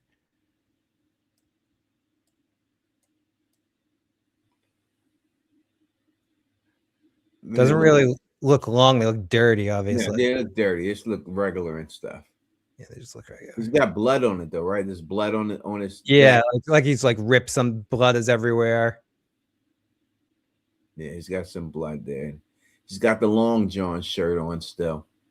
Not the ideal choice, that the long john Henley with a suit. Not the most flattering fit for Doug. Yeah, not the ideal suit there.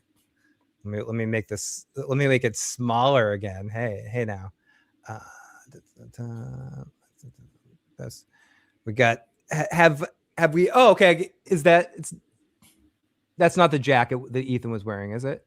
It looks like this. Looks like when he stops Ethan from running into the barn where Jim's body's at. Probably. And he runs. Ethan runs. He catches him. He puts him down, and he starts trying to talk to him. I'm trying to think. Have we ever seen Boyd have a real one-on-one conversation with Ethan before? Say it again. Have we ever seen Boyd have a one-on-one conversation with Ethan before? I don't think so. I think he did say some things to him at one point, but not like this, where they can sort of, where Ethan can say some cryptic shit to him right here that might trigger something. Yeah, no, I think it's a quick like, "Hey, Ethan, you don't want to go in there." Well, situation like that. I think that's where this is going with this conversation. Let's see, we got two more, I think. Have we seen this? Yeah, I've seen this one before. And Boyd and Donna. So this should be immediately after the Elgin situation. And Donna confronting him after that Elgin situation. Yeah, about what happened, that kind of stuff. How are you going to cover this shit up? Like, what are you going to do about this? Her hands aren't in her pockets here. Yeah, and eventually, you got to get Chrissy to come over there, because when she starts treating Elgin, it's in the room. So call Chrissy, call this, something, you know what I mean, right here. But it does seem like this is this easily right after that situation. Yeah, she's giving him kind of an evil look too. Yeah, we don't get a lot. I would say we don't get a lot from these pictures. No, everything that we got, we can say that's what it was going to be. We knew Randall's going in there with her. We knew that was going to happen. If it is the fact that when they come back, the man in yellow is there, that would be something different there. The cut on the man in yellow's face is something that we see in the picture. It looks like he has a scar on his face, but here he has no scar on his face. But there's definitely a scar in that other picture that we see there. So he must get attacked, and someone must slice his face. Maybe it's Julie somehow. We do see like there's cuts on her neck at one point. Maybe it's when he fights Jim. Because again, when we look at Jim and we look at the time that Jim was there, you know what I mean? We know that it's different when he actually kills him. Yeah, she looks pissed off in that picture. This one? Yeah. Yeah, really pissed off. Yeah. Not as crazy pissed off as in the trailer thing, but no, but she does look like motherfucker. What the fuck you want? She definitely looks like that, without a shadow of a doubt. Yeah, not much in those photos, but obviously fun to look at. Donna's got jungle fever. Donna's got jungle. She should. Oh, sorry, it's stuck on me. No one wants to. It's all right. She should have it. Yeah, I mean, everyone should have it. It works out the best for me. So yes, definitely have it. Definitely have it. Definitely. I know he's kind of key, but does Ethan kind of bug anyone? No, Ethan's a good kid, Jason. Ethan's a good kid. He doesn't bug me. Boy in white bugs me, but not Ethan. Yeah. I mean, Ethan's just saying what he's saying. In the end, he's a kid. And I'm be honest. If this turns out to be some situation where, it's a Harold and his purple crayon thing, and Ethan is saying stuff, and people are saying stuff, and this is what it is. I would not like it. I don't think it's going to be that. And if it is, it's more the boy in white with the crayon. Yeah, it can't be, because it supposedly happened so many years before Ethan was born that you wouldn't think it would be able to pull that whole situation off or anything like that. So it should not be that.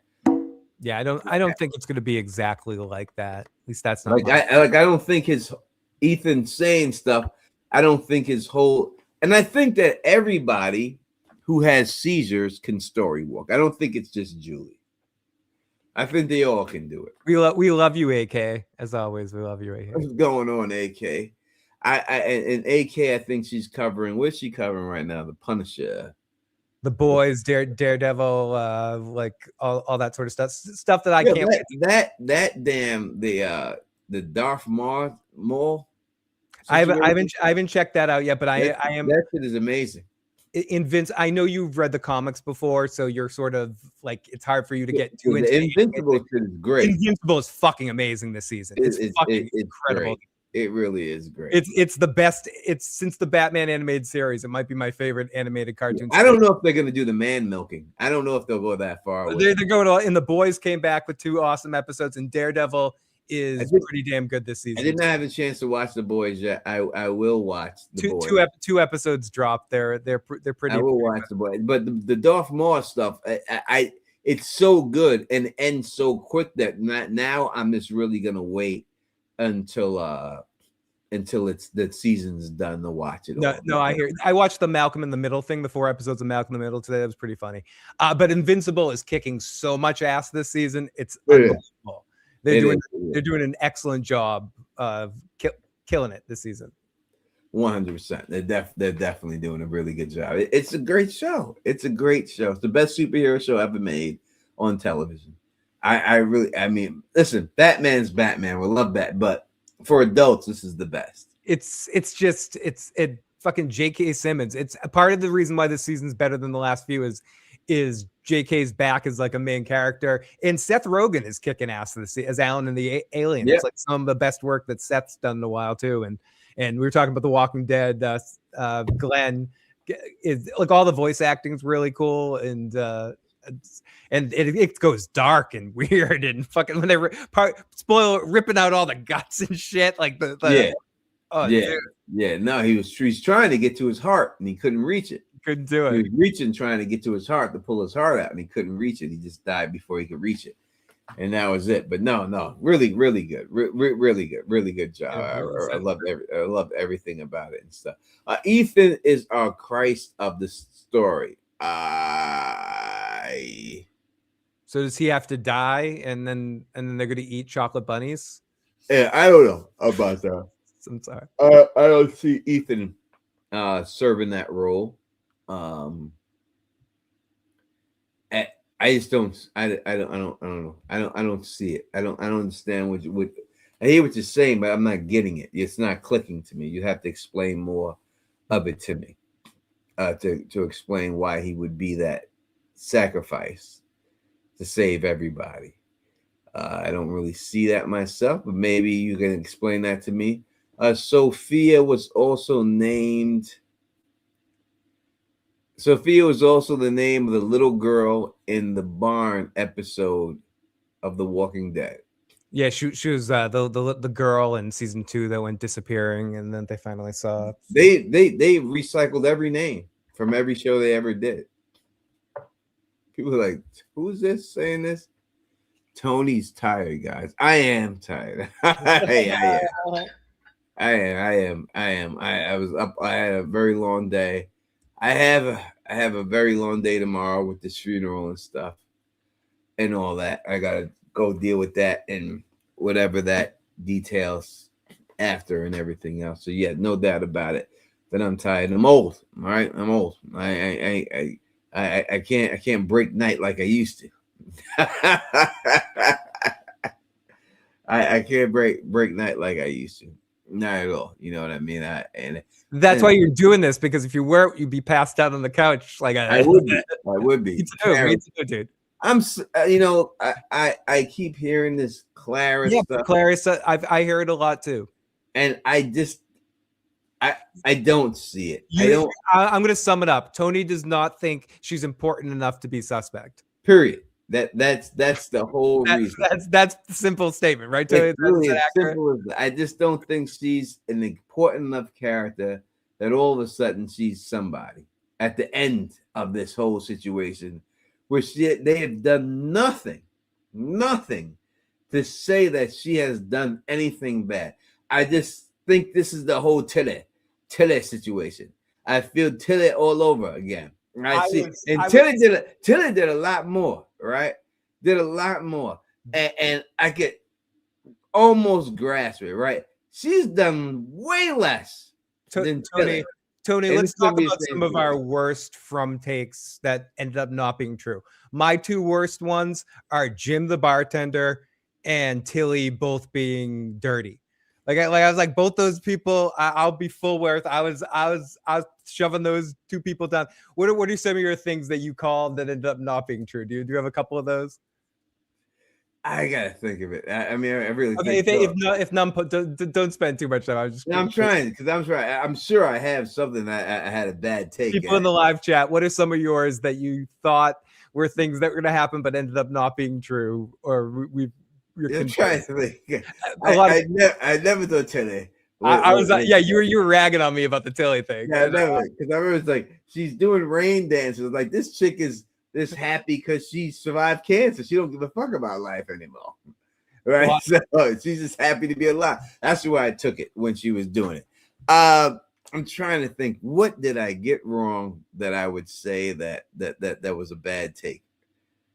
What was proven wrong that was a bad take? A lot of people are saying. I'll go straight up. I said in the beginning that I thought that the monsters were aliens. I thought that the monsters themselves were aliens. I was 100% wrong that they were not. That was Tony's best take. He did it. And everything else. I thought that the monsters were aliens. I said that. I put that in the video. The monsters themselves were aliens, and they're not aliens. So I would say that would be the one bad take. But when I look at the whole thing, I still think it's getting ran by aliens and stuff. So when it's all said and done, I'll be right. But I did say that I thought the monsters themselves were aliens from another planet doing this thing, and I was wrong about that. See, I'm not here to sugarcoat shit or tell you I just can't think of anything. I thought of it. I took the time to think about it, and yes, that is one. That's not exactly what he said. He said that the monsters themselves aren't aliens, not that aliens aren't behind it or that aliens are part of it. Yeah, I said that the monsters themselves were, and that's where I got wrong. Now that aliens behind those situations, I'm sticking with that motherfucker. I'm not off that wagon. It's not right. The chip is there. We'll see what happens in the end when it's all said and done. People saying Randall was the man in yellow. Yeah, I've heard that one a lot. Randall's the man in yellow. And you know what I'm saying? Mick Gherkin. Look at Mick Gherkin. He came on here. He said, "Look, he got a little something, right?" And Shannon too. Shannon's like, Tony, stop. Just yeah. Whatever. It's gonna be when it's all said and done. Shannon sent cents, and I'm right. You can send me some of those cents for free. All right, you can send me some of that. In the end, you will see that it's all that I'm right about this. That this is a parallel universe of people conducting this whole experiment on these people. This is what it is. This is what it's going to be. There's going to be no Cthulhu or no thing like that going on. Shannon, that's awesome. That was actually for you. Oh, sorry. Well, you can still send me some. What are these cents? These Shannon cents. Where do we get these Shannon cents?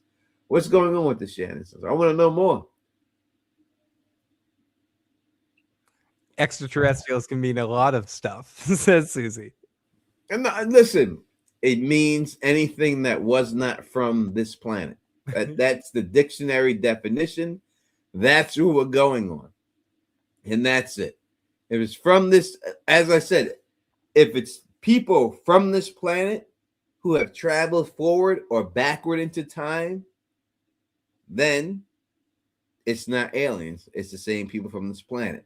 But if it's people from a parallel dimension who are conducting this on these people, that is aliens. That is what it is, right? So we have a clear-cut path here. I'm not trying to get out of it or in any way. I'm just going by the dictionary definition. And that's what it is. That's the way it goes.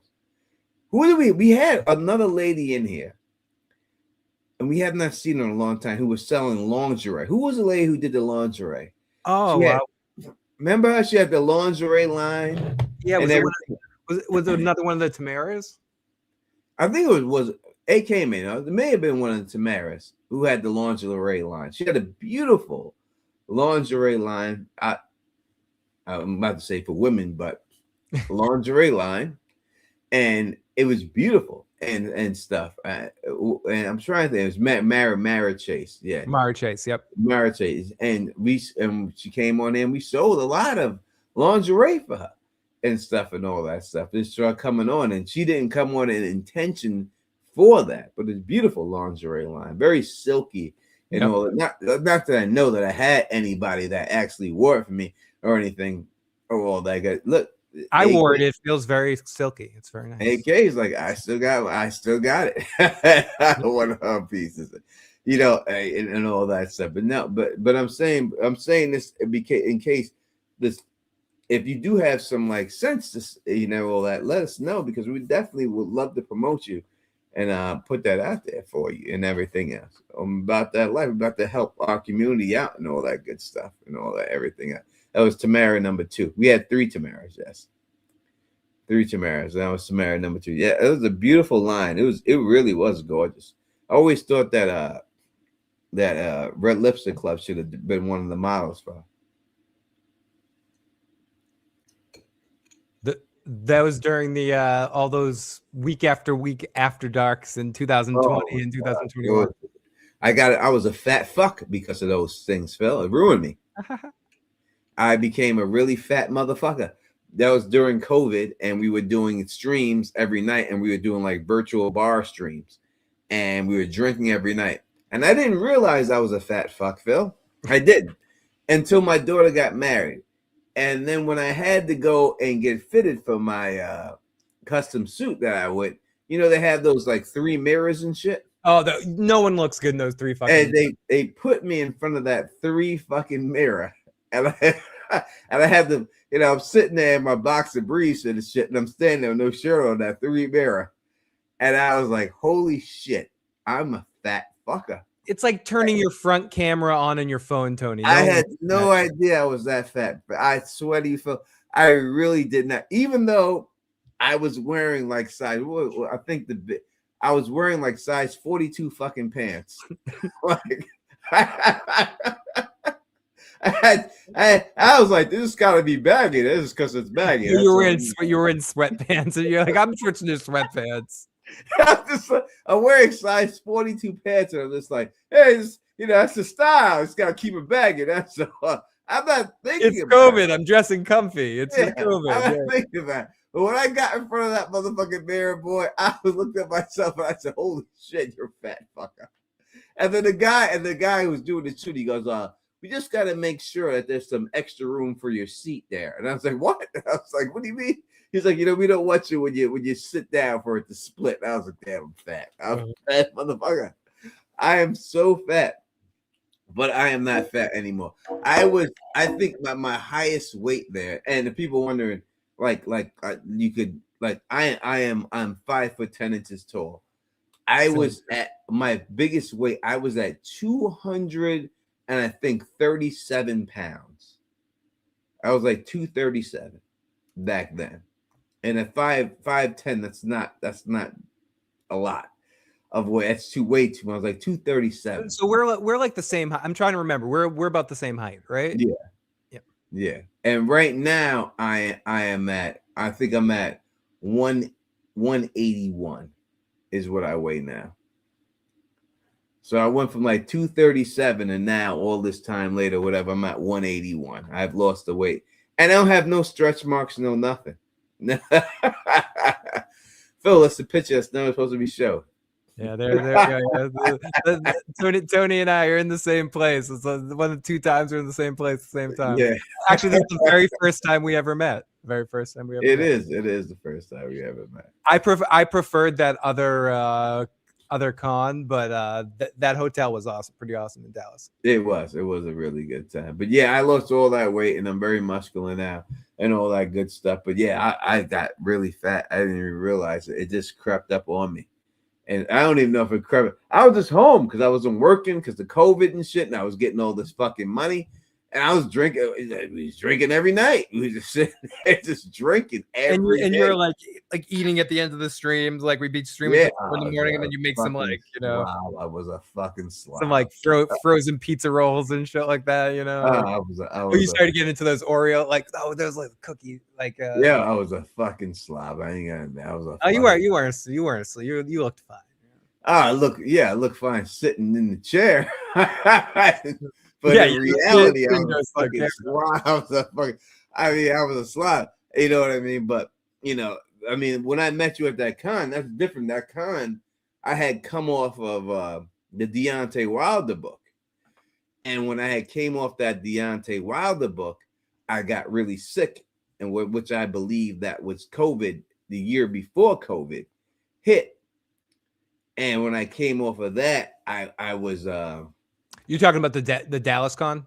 Yes, yeah. I had lost all that weight. I went all the way down to like 130 pounds when I was in the hospital. One interesting thing about that Dallas con was there was also a volleyball convention there at the same time. Yes, that was one of the greatest parts. Yeah, my ex-wife was like, "I'll you guys go do that Game of Thrones thing. I'm gonna go hang out by the pool with the volleyball dudes." Yeah. Oh, it was a volleyball con for all these tall women all around. Tall dudes, tall women, whatever you're. It was all right there for the taking. It was all right there. It was a beautiful time. I had my dog with me. I was walking around with my dog. I'm gonna shout out to AK-47. Yeah, exactly. AK-47 got me paid in Nashville. I can't never front. No, I can never talk about it. But AK-47 got me paid in Nashville. So shout out to AK-47. You and Gray Area got me paid after I got my wallet dropped or stolen. Something happened on that stage in Nashville. Something. One of those fucking. That was during the Elvis performance. It was either during the Elvis or when I was on stage after with Bridge during Don't Stop Believing. Yeah, it was. So Phil went on stage and was doing karaoke. And he did Elvis song, and then he did with Bridge 4. He did Don't Stop Believing. In between one of those, his wallet fell out of his pocket. Yeah, I went next door to the bar because next door to the bar we were at was a pizza place. I went to go get some slices, and I realized I didn't have my wallet, and I ran back in and started panicking. And then I went back to I had one night where I felt horrible, and then Tony and Gray Area went around like fucking. Like It's a Wonderful Life and collected money. So I got my money back. I did have to go through the airport without an ID, which I'd be strip searched and stuff, but that was the most action I'd gotten in years. So that was fun. Yeah, no, we raised a shit ton of money for Phil to make sure he was good. And, Gray Area was about that. We raised that dough from. That was the time that we did the con and the Don won the Ride the Bull, the Ride the Dragon challenge. And defeated everybody else in the challenge. We defeated them all and everything. We went there and ran that and all that. It was a really good time. Both cons were really good, but the Nashville one I think was my favorite one. Yeah, Nashville's better because we had the spots, right? I had the fucking penthouse party. I had that. The Dallas one was just like hanging out in that hotel, which was kind of cool in a way, just because the bar was right there. Yeah, and everyone was in the same place and they had that outdoor area, so all the we got more access to the actors. Oh, yeah. So in that place, and I named that place the Dragon Pit, right? There was a little outside area, and I was like, "This is the Dragon's Pit," and you had to go there to like smoke.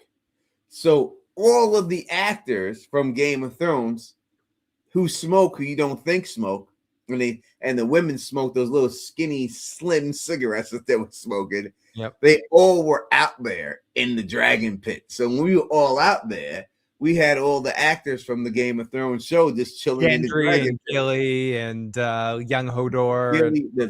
Gilly and Shireen Baratheon, she was in there. And we were just all in there just chilling, smoking out there, just hanging out, smoking and shit together. So that did make it a good time at that particular place. Why that place was good and stuff, but Nashville all around was better. Guns N' Roses. There was two Nashvilles. There was the first Nashville. I didn't go to that first one. I went was at the Gaylord Opry. That was the first one. That's at the fucking Dirty Dancing. Is that the Dirty Dancing place? No. So the Dirty Dancing place was a different kind that they did. That was those podcasters, A Song of Ice and Fire, whatever. Yeah, I know the one you're talking. Yeah, that's the other one. That was that one. That was, and that one I went to that one. That was funny because that kind of happened on the same weekend that Anthony Joshua defeated Vladimir Klitschko for the belt, and I wanted to watch that fight, and I was down there, and someone brought it up on the screen on their computer, and I watched it on the computer during the con and stuff like that. AK, well, no, because AK was there that's when I first met AK in person and stuff, was at that con and everything else and all that, and I went down there for that one and everything and all that. But I just wanted to go. I didn't give a fuck about the con. I just wanted to go because if anyone knows me, you know, Dirty Dancing is my favorite movie of all time, and I just wanted to go and be in the places that the Dirty Dancing place was at. But the disappointing thing was when they did the lift in the water, that whole lake is gone because they fracked it and destroyed the whole lake, and there's no lake there anymore. That should be a national preservation. It should have been. It no one puts Tony in the fucking corner, dudes. It should have been 100%. But you know, I got pictures of me walking up the steps where she was dancing up the steps and ducking down when she ducked down. When she ducked down and hid from the parents because they were coming, and she pulled Johnny down. I hid right there. I couldn't get the final stage because where they did the final scene was actually a high school. That was and stuff like that. So I wasn't able to access the high school and do all that. And I bought a shirt that said I carried a watermelon, which then I said I can never wear because I'm black. So yeah, but I still have it and I cherish it. But I can't wear it and then walk down the block and someone say, "Of course you did," because then I have to kill them. Then you have to kill them. Yeah, I have to kill them. Right? It's not fair. It's you're setting yourself up to go to Oz, and that's exactly. So I could never wear it. I have to keep it. The goal of life is to not end up in Oz. You're setting yourself up for trouble right there. 100%. You know what I mean? And all that good stuff. So yeah, that's what it was and stuff. Those are those cons and everything else. A very good con. I would love to do that for the From community. Yeah, I would love it'd be great if we could all hang out con for us and do something where we can all just meet up and hang out together. I still say we should all go to Atlantic City or Vegas or some shit. Atlantic City is easy to do. If everybody is really with Atlantic City, we could do Atlantic City in a month, 2 months, whenever not next month with my daughter's graduation, so I can't do that. But the following month, we could all go to Atlantic City. Atlantic City for me is easy. Nashville will be. I need a little more. I gotta find the spot where we could all gather, right? But if we go to Atlantic City and we just pick a hotel, I will rent out like a governor's suite room where we can all just chill at. I feel like why else go to AC? It's like it's right there, you know. Like it exists. It's like, what you want. Do you want a convention? Do you want just to hang out, drink, and have a good time? I'll rent out a governor's suite where we can all just hang in there and we just chill, and then we meet there every day and we have a good time. Or do you want a con where there's a place where we do panels and we have people sitting on panels and we have talks? Yeah, like more of like an official sort of situation. It would depend. Because if you want to do the panels, then we got to rent out another room for the panels, and we got the chairs, and we got the microphones. I say for starters, because it's so difficult to figure it out, the most important part is having it just a hang. All right, let's put before we go. Let's put it in let's just put it in the thing for the con. All right, what type of con? Pretty All right. Hang and drink, or panels more pro level. All right. We'll put that 1 or 2 is the thing. We'll put that in there. If you want to do a con with the Don, Tony Teflon, Phil the Issues Guy, and your other favorite content creators, like maybe Julie B on Deep Dives and all of us and stuff, what type of panel would you like? You got to put it in the chat, 1 or 2. Would you like this to hang, chill, have a great time, and we could do that? Or do you want to see us sit down and have a panel and have y'all ask us questions? We could still do the other drinking stuff and all that other stuff after. That's fine. But if you just want to just do it, I want to play poker and take all their money. No, I'm kidding. Let's just. Someone's saying, what is 3? What does that mean? Shannon says 3 equals both. All right, 3 equals both. All right. I was like 3. I mean, Shannon must not want to come. I don't know. 3. Go fuck yourself, guys. I don't want to see you. Yeah. Shannon's like, fuck you, Phil. Like, I don't want to hang out in the same place as you. Oh my goodness. I don't believe he's turning into Jim. Okay. I will. Everyone thinks that the man in yellow is turning into Jim or turning into something. He could possibly be shapeshifting. I think he's more shapeshifting into a creature rather than shapeshifting into an individual person, but we shall see. Yeah, it's not Jim. It's a woman. It's Smiley. It's Smiley. They're so, and that's what I'm saying. The show is so heavy-handed, and I really wish they didn't show us the picture. But the picture of Sophia just about cements it that he's turning into Sophia.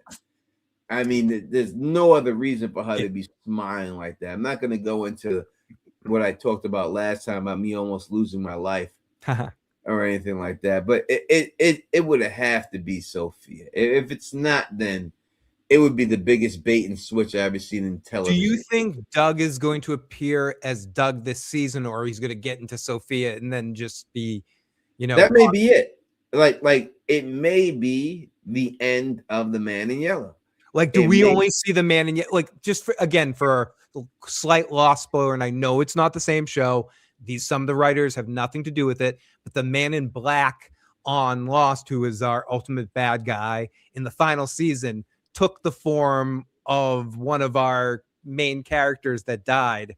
And then for the rest of the season, he's not looking like he did all through the show. He's actually looking like one of the main characters. So could theoretically the Man in Yellow only exist as the Man in Yellow at the beginning, Tony, and then turn into Sophia and be Sophia all season? Yeah, I think that may be the whole situation. People are talking about him in the chat. Like, oh, you get to know the Man in Yellow. Guns N' Roses was saying he was somewhere else and he saw Doug in the chat, and people were just saying that Doug pops in here too. Yeah, no, he was just in here. Yeah, he was here earlier tonight. Yep. He was just in here for like 2 hours. He was in here. He called on in and argued with Tony for an hour about theories. He did call it an argument. They have a bet. They have a couple of bets. Yeah, we do have a bet. There's no doubt about it and everything, Doug, I mean, the first YouTube channel Doug did the show was this show. Yep.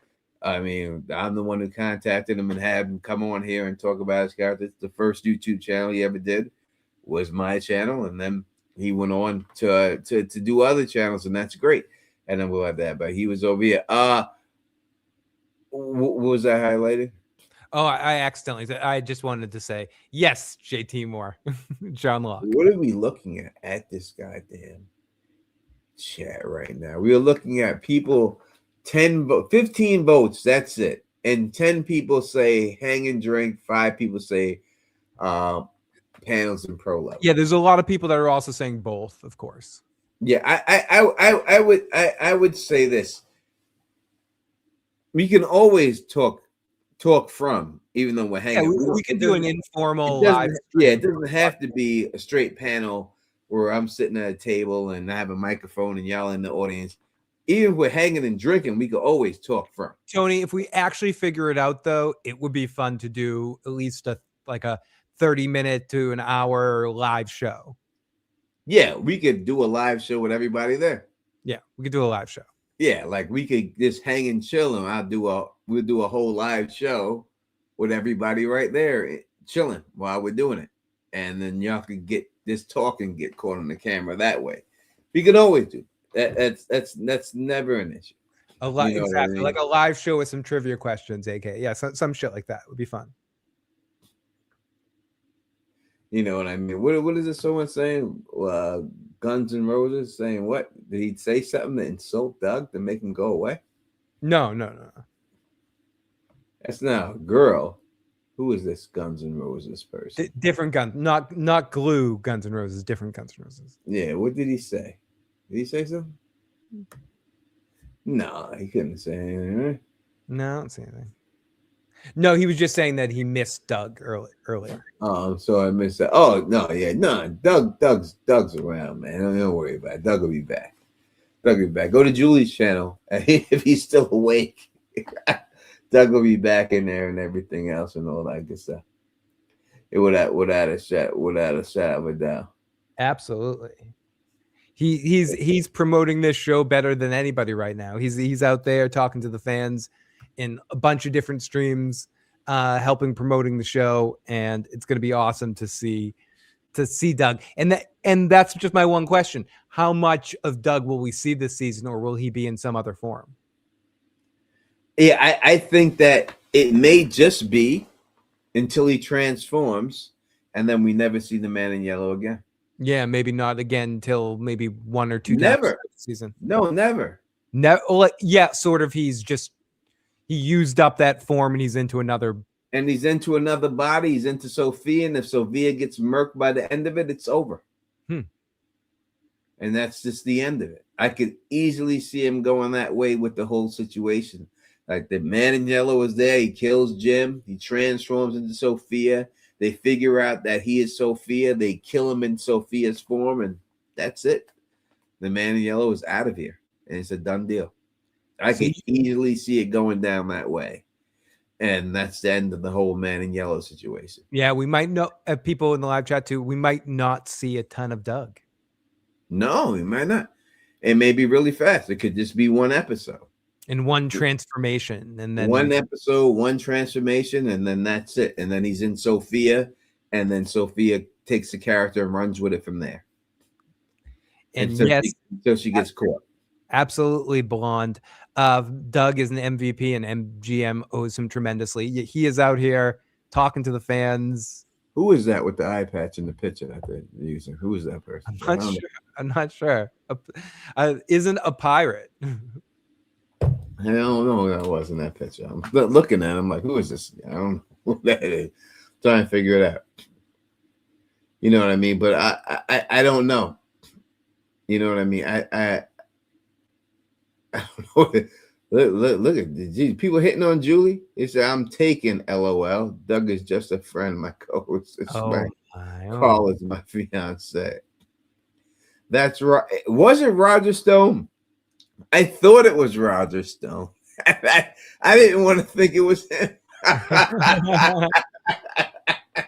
I was like, no way, that was Roger Stone. No, but it must have been. Listen, no political stuff. We're not doing that here. Whatever avatar you have, please have. That's who you want to roll with. As long as we keep all politics out and everything else. We're just enjoying this show, and that's it. We'll come to that easy ground and everything else and all that good stuff. All right. Would be interesting to see the Man in Yellow as happy-go-lucky guy prior to being the evil entity version of the Man in Yellow. We might see it. Laura, Laura is here. And Laura, I might end up needing your help. I've been looking. I haven't been able to find. I might need to touch base with you and send you my address. What is the hottest chip you can eat, Tony? I think people just, like I said, people just really want to see you eat that chip, Tony.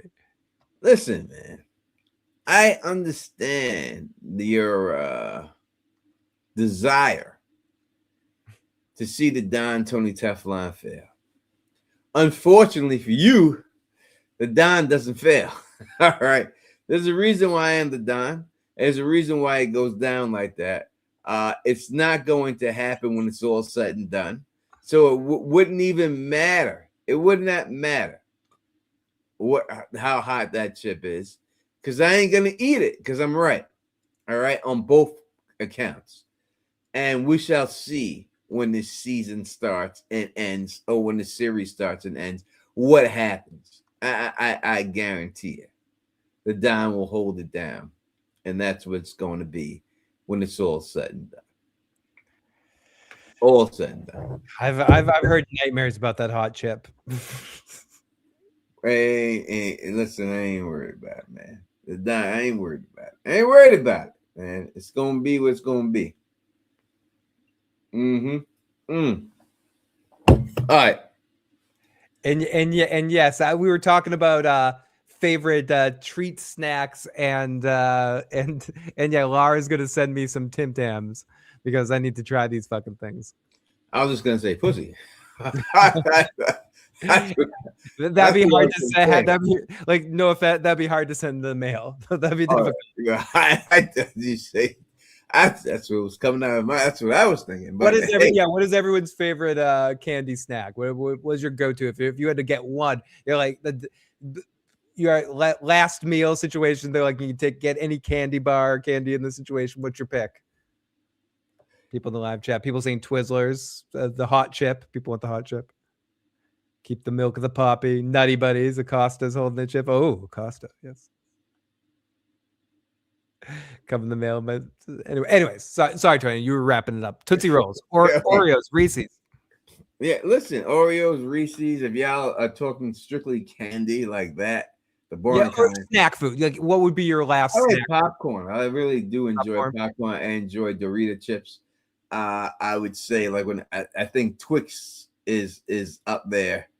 It has to be up there as a Twix, you know. Yeah. You know, it has to be not better than the whatchamacallit. Are you your Twix over Kit Kat?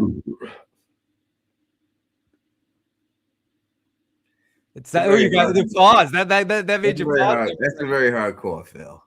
I think you can eat more Kit Kats than you can Twixes, right? But a Kit Kat goes down so easy. It's Tony, so quick. Do you realize how? This is one of those things about other countries and stuff where different things are more popular. Kit Kats are incredibly huge in Japan to the point where they write like messages on the Kit Kats and they send them to people and shit like that. That's why Kit Kats have like those to and from on the back. It comes from like tradition in Japan where like Kit Kats are next level huge. They are. It's so I have an empty package of Kit Kats on my bedstand because I just ate the extra large size like 2 days ago.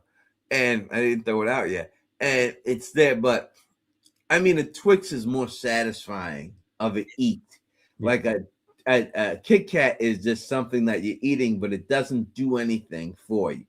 Like, I think I gotta go with M&Ms. I have a weakness for like M&Ms are just an amazing invention of deliciousness. Like the cookie in like the Twix is more versatile because you have so many forms of cookies. You have the cookies and cream Twix. You have all these other Twix and stuff. I would, if I had to pick, I'd probably go with the Twix if I was actually just trying to get more anything from it.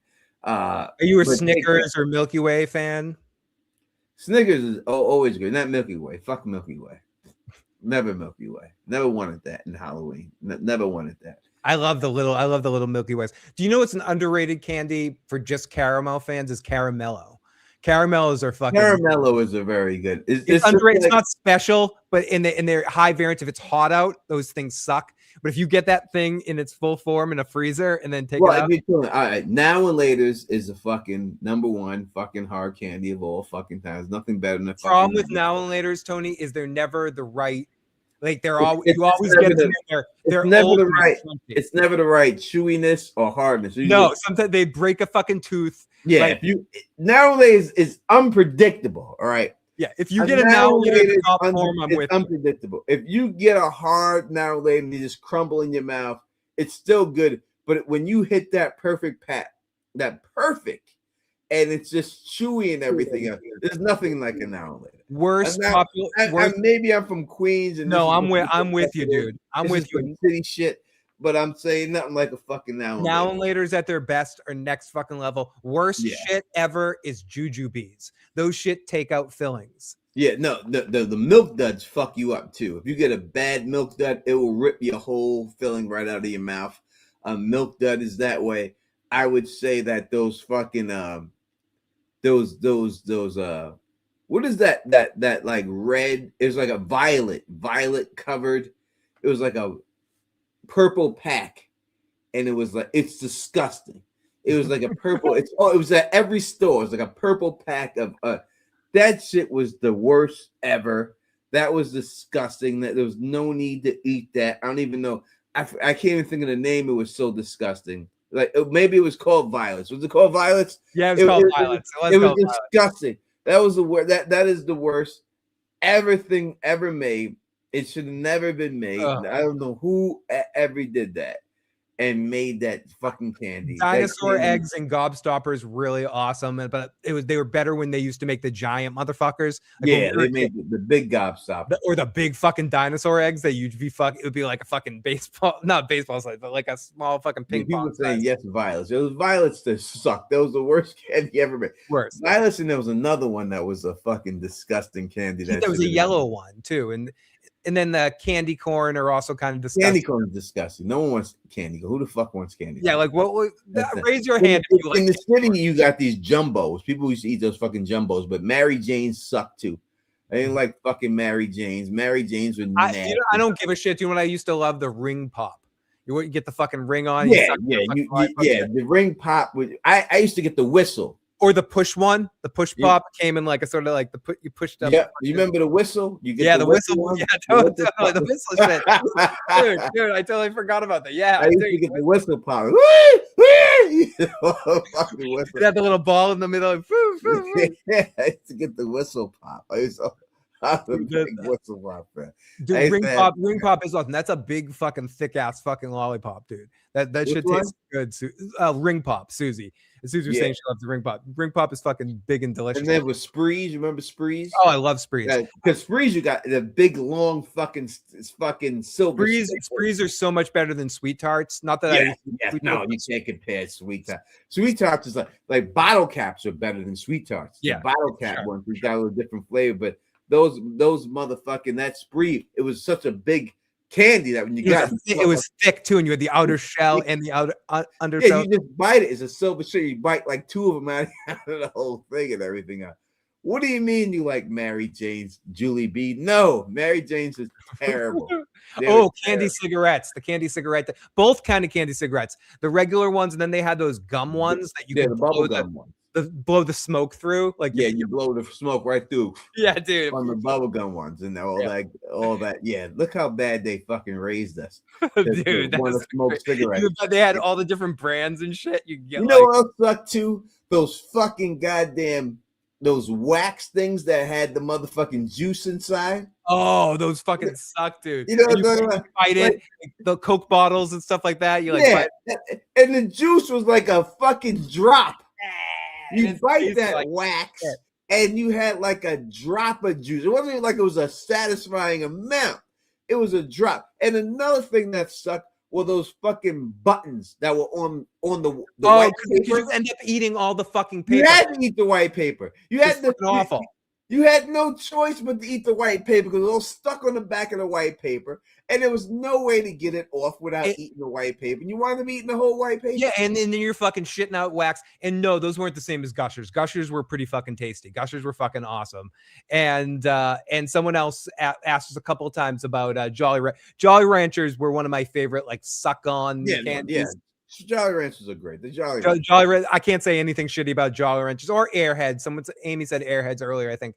No, but Airheads those fucking little fucking candies on that white paper, and it'd be like 6 across. Yeah, the dots. You're trying to like eat it off and shit like that. Yeah, those were the worst. Dude, that shit's so unsanitary. You pass it to your trash. Terrible. It was terrible. It's like that fucking. You know what's terrible too? That fucking. What was that fucking was a triple stripe, that fucking horse with that Oh, gum, that shitty candy. That fruit stripe gum, and you take two chews seconds and spit it out. And the flavor was gone. Nope. It was gone. And it was being great said, marketing. Tony, do you remember? And we've talked about this before, probably. Gatorade gum. That's the difference. Like Gatorade gum worked for 3 seconds, but it was fucking great. Yeah, 100%. It was like Gatorade gum was amazing. It was like you ate it, you had like an aneurysm. You were like, ah! And then that fucking zebra stripe fucker. It was great. You wanted it because it was a stripes. It looked cool. Gun. It had the zebra. You put that fuck in your mouth. That shit was gone in 3 chews. It didn't taste like shit. You had to put the whole fucking pack in your mouth at the end of it. It was like you had a whole shit of Big League Chew. It's so funny you said. Were you a Big League Chew? I was into the great all day. Big League Chew all day. I love Big League Chew. I was all about fucking that. Every once in a while, maybe like once every 2 or 3 years, I'll buy it in the supermarket aisle, and still tastes.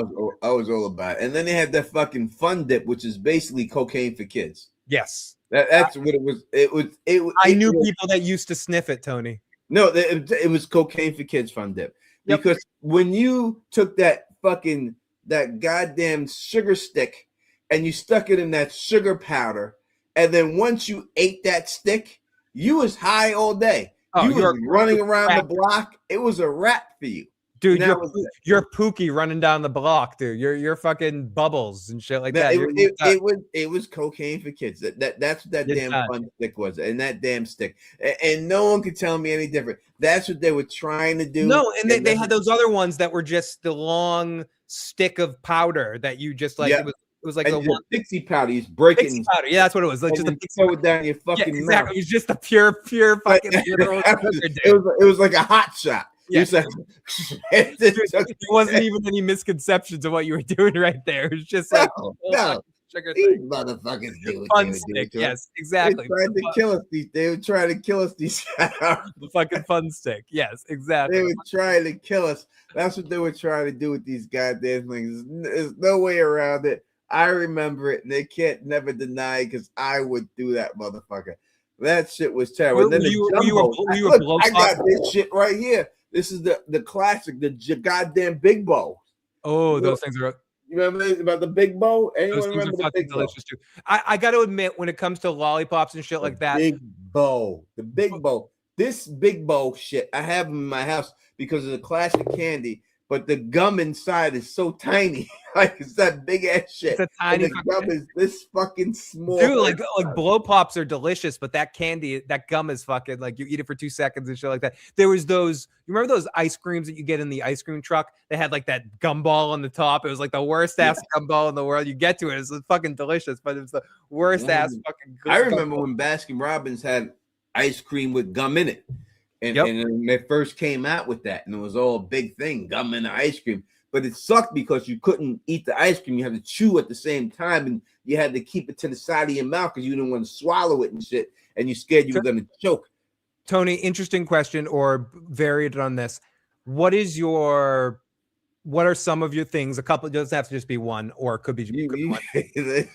Everybody from the city know the Big Bows, baby. Listen, the Big Bows and the sweetest fish for a penny of fucking shit, penny candy, and shit like that. You would go in there with the bag, and you go and you fill the bag. They fill it back with a scoop. They give you a scoop of the sweetest fish and shit, and some gummy bears back then too. Tony, what's your favorite thing that doesn't exist anymore? Your favorite food or snack or frozen treat or some shit that they don't make anymore that was your favorite? Mine's easy. I hate to say it because of the association with Jello pudding pops. I fucking loved Jello pudding pops. I ate those things by a fucking dozen. Like, I fucking love those things. And Elio's Pizza used to make these pizza pocket things that were fucking delicious. I have to think of, I'm trying to think of what I love that's gone. There's so many things that there is so many. I really love the fucking WWF ice cream bar. Oh, the crunchy with the fucking cookie, dude. Yeah, I think it's still the greatest ice cream bar ever fucking made. And I love that. And I wish they still made that. As for gum, they issue them every once in a while, Tony. around here. Next time I see him, I'm gonna buy him and then fucking send you one because Please sometimes do. Please they do. do it. Gum. They used to have Bubblicious Tangy Citrus was the greatest gum I ever had in my life. Tangy Citrus gum. There was a cereal called Fruit Island cereal that was out. That was amazing. And I love that cereal, and they got rid of that cereal. That was great. And they had the vanilla wafers Cookie Crisp, which they got rid of that shit too. That was fucking amazing. I know I've had those before. Those were fucking. Oh, the Ecto Coolers. They teased us with Ecto Coolers by bringing them back temporarily. MG Merkin. But Ecto Cooler and vodka was a fucking tasty ass drink. Me and my friends used to get fucking. I remember Zima. Dude, Zimas. I remember getting girls drunk on Zima. Shitty heartburn, but those things were fucking delicious. That was in the era where everything was crystal, like Crystal Pepsi, Crystal Tab, everything. They made this. It was Crystal Malt liquor. Everything had fucking crystal, dude. It was Crystal Malt liquor. The Zima. That was the Boone's Farm era too. Yeah. Anyone ever drink Boone's Farm? Yeah, my baby's mom. That's how I first got her drunk. Was on Boone's Farm. That's what she wanted. I asked her what she wanted. Dude, that shit was delicious. I mean, sweet as shit, but that shit was delicious. That's what she wanted. She wanted that shit and everything else and all that good stuff. So, yeah, that's the way it was and all that. Yeah, we went through all these candies. And it's weird if you think about Zima. In a weird way, it was a preview of what's really popular now with like the White Claws and all that sort of shit. Mm-hmm. It's different, but like. They were getting it's different, but it just saying peppermint patties, Pixie Vibes. I never not liked them. They were always good. Nothing I went for. Junior Mints. I never went for it. Raisin Nets. I never went for it. No, not really. Mike and Ike's sucked. Good and Plenty. I was big on Starburst. Like I still like Starburst. Yeah, Starburst. They're a staple. Mike and Ike's were terrible. Good and Plenty was much better. In there, whoever might like Mike and Ike's, I don't know why you liked it. You may just like it because in the name. I don't really like Milk Duds. I'm not looking. No, they'll fuck your teeth up. You don't want no Milk Duds or anything like that. Trying to think if there's any other candy that sucks besides Mary Jane's. What is your opinion on Rolos? I love Rolos. It's an underrated candy, especially frozen or Rolo. I love the Rolo. You can roll a Rolo to ya, pal. It's a different kind of chocolate than the usual thing. The caramel's harder instead of soft. Yeah, I love Rolos. It's not as good as whatchamacallit. I still think is the best cook ever made candy bar. And Take 5 too now is a weird thing about me, Tony, is I don't like peanut butter, so I can't talk to peanut butter stuff. They didn't have. I don't know why they switched Take 5 to like all you can find is the peanut butter, but and then that's my problem with the original one was no peanut butter in it. Are you a Reese's fan? I know people that like peanut butter think Reese's. I remember when Reese's Pieces got popular because ET came out. Oh, I'm talking about the Reese's cups, like. But I'll tear down a Reese's. Yeah, cup. but people that like peanut butter, sometimes Reese's cups are their favorite candy of all time. Yeah, no, it's not the best. So yeah, we said Charlie Clans was racist. Yeah, it did look a little with the Chinese man on it. Yeah, I can understand that. But Charleston Chew strawberries was good. Ooh, Charleston Chew, I forget. That's a underrated candy right there. The strawberry one was amazing and stuff like that. It definitely was. No doubt about it. You know what I mean? All right, let me get up out of here. Yeah. I kept it going for another hour. I think Julie B, as Sonic your boy, put Julie B's channel in there. We'll allow it to do it because Julie B is family. So and toast to the Tony from the Knicks kicking the Celtics ass last night. I know Jaylen Brown didn't play, but they didn't play. So we'll see what happens in the playoffs. I'm not getting too high. Great fucking game. Julie B's channel is, and I do believe she's going live right after us. So if you do want to talk more go over there to Julie B Deep Dives channel right there. The things it's up in there, and go have a good time with her and her family and all that good stuff. Don, I am out of here, and I hope to be back. Maybe Sunday I'll be back. Let me just see how this funeral goes and how I'm feeling after this whole situation and all that good stuff and everything else. All right. If you like the way I do this, please thumbs up this, spread this across the realm, and of course, subscribe. And until next time, you know who it is. Peace.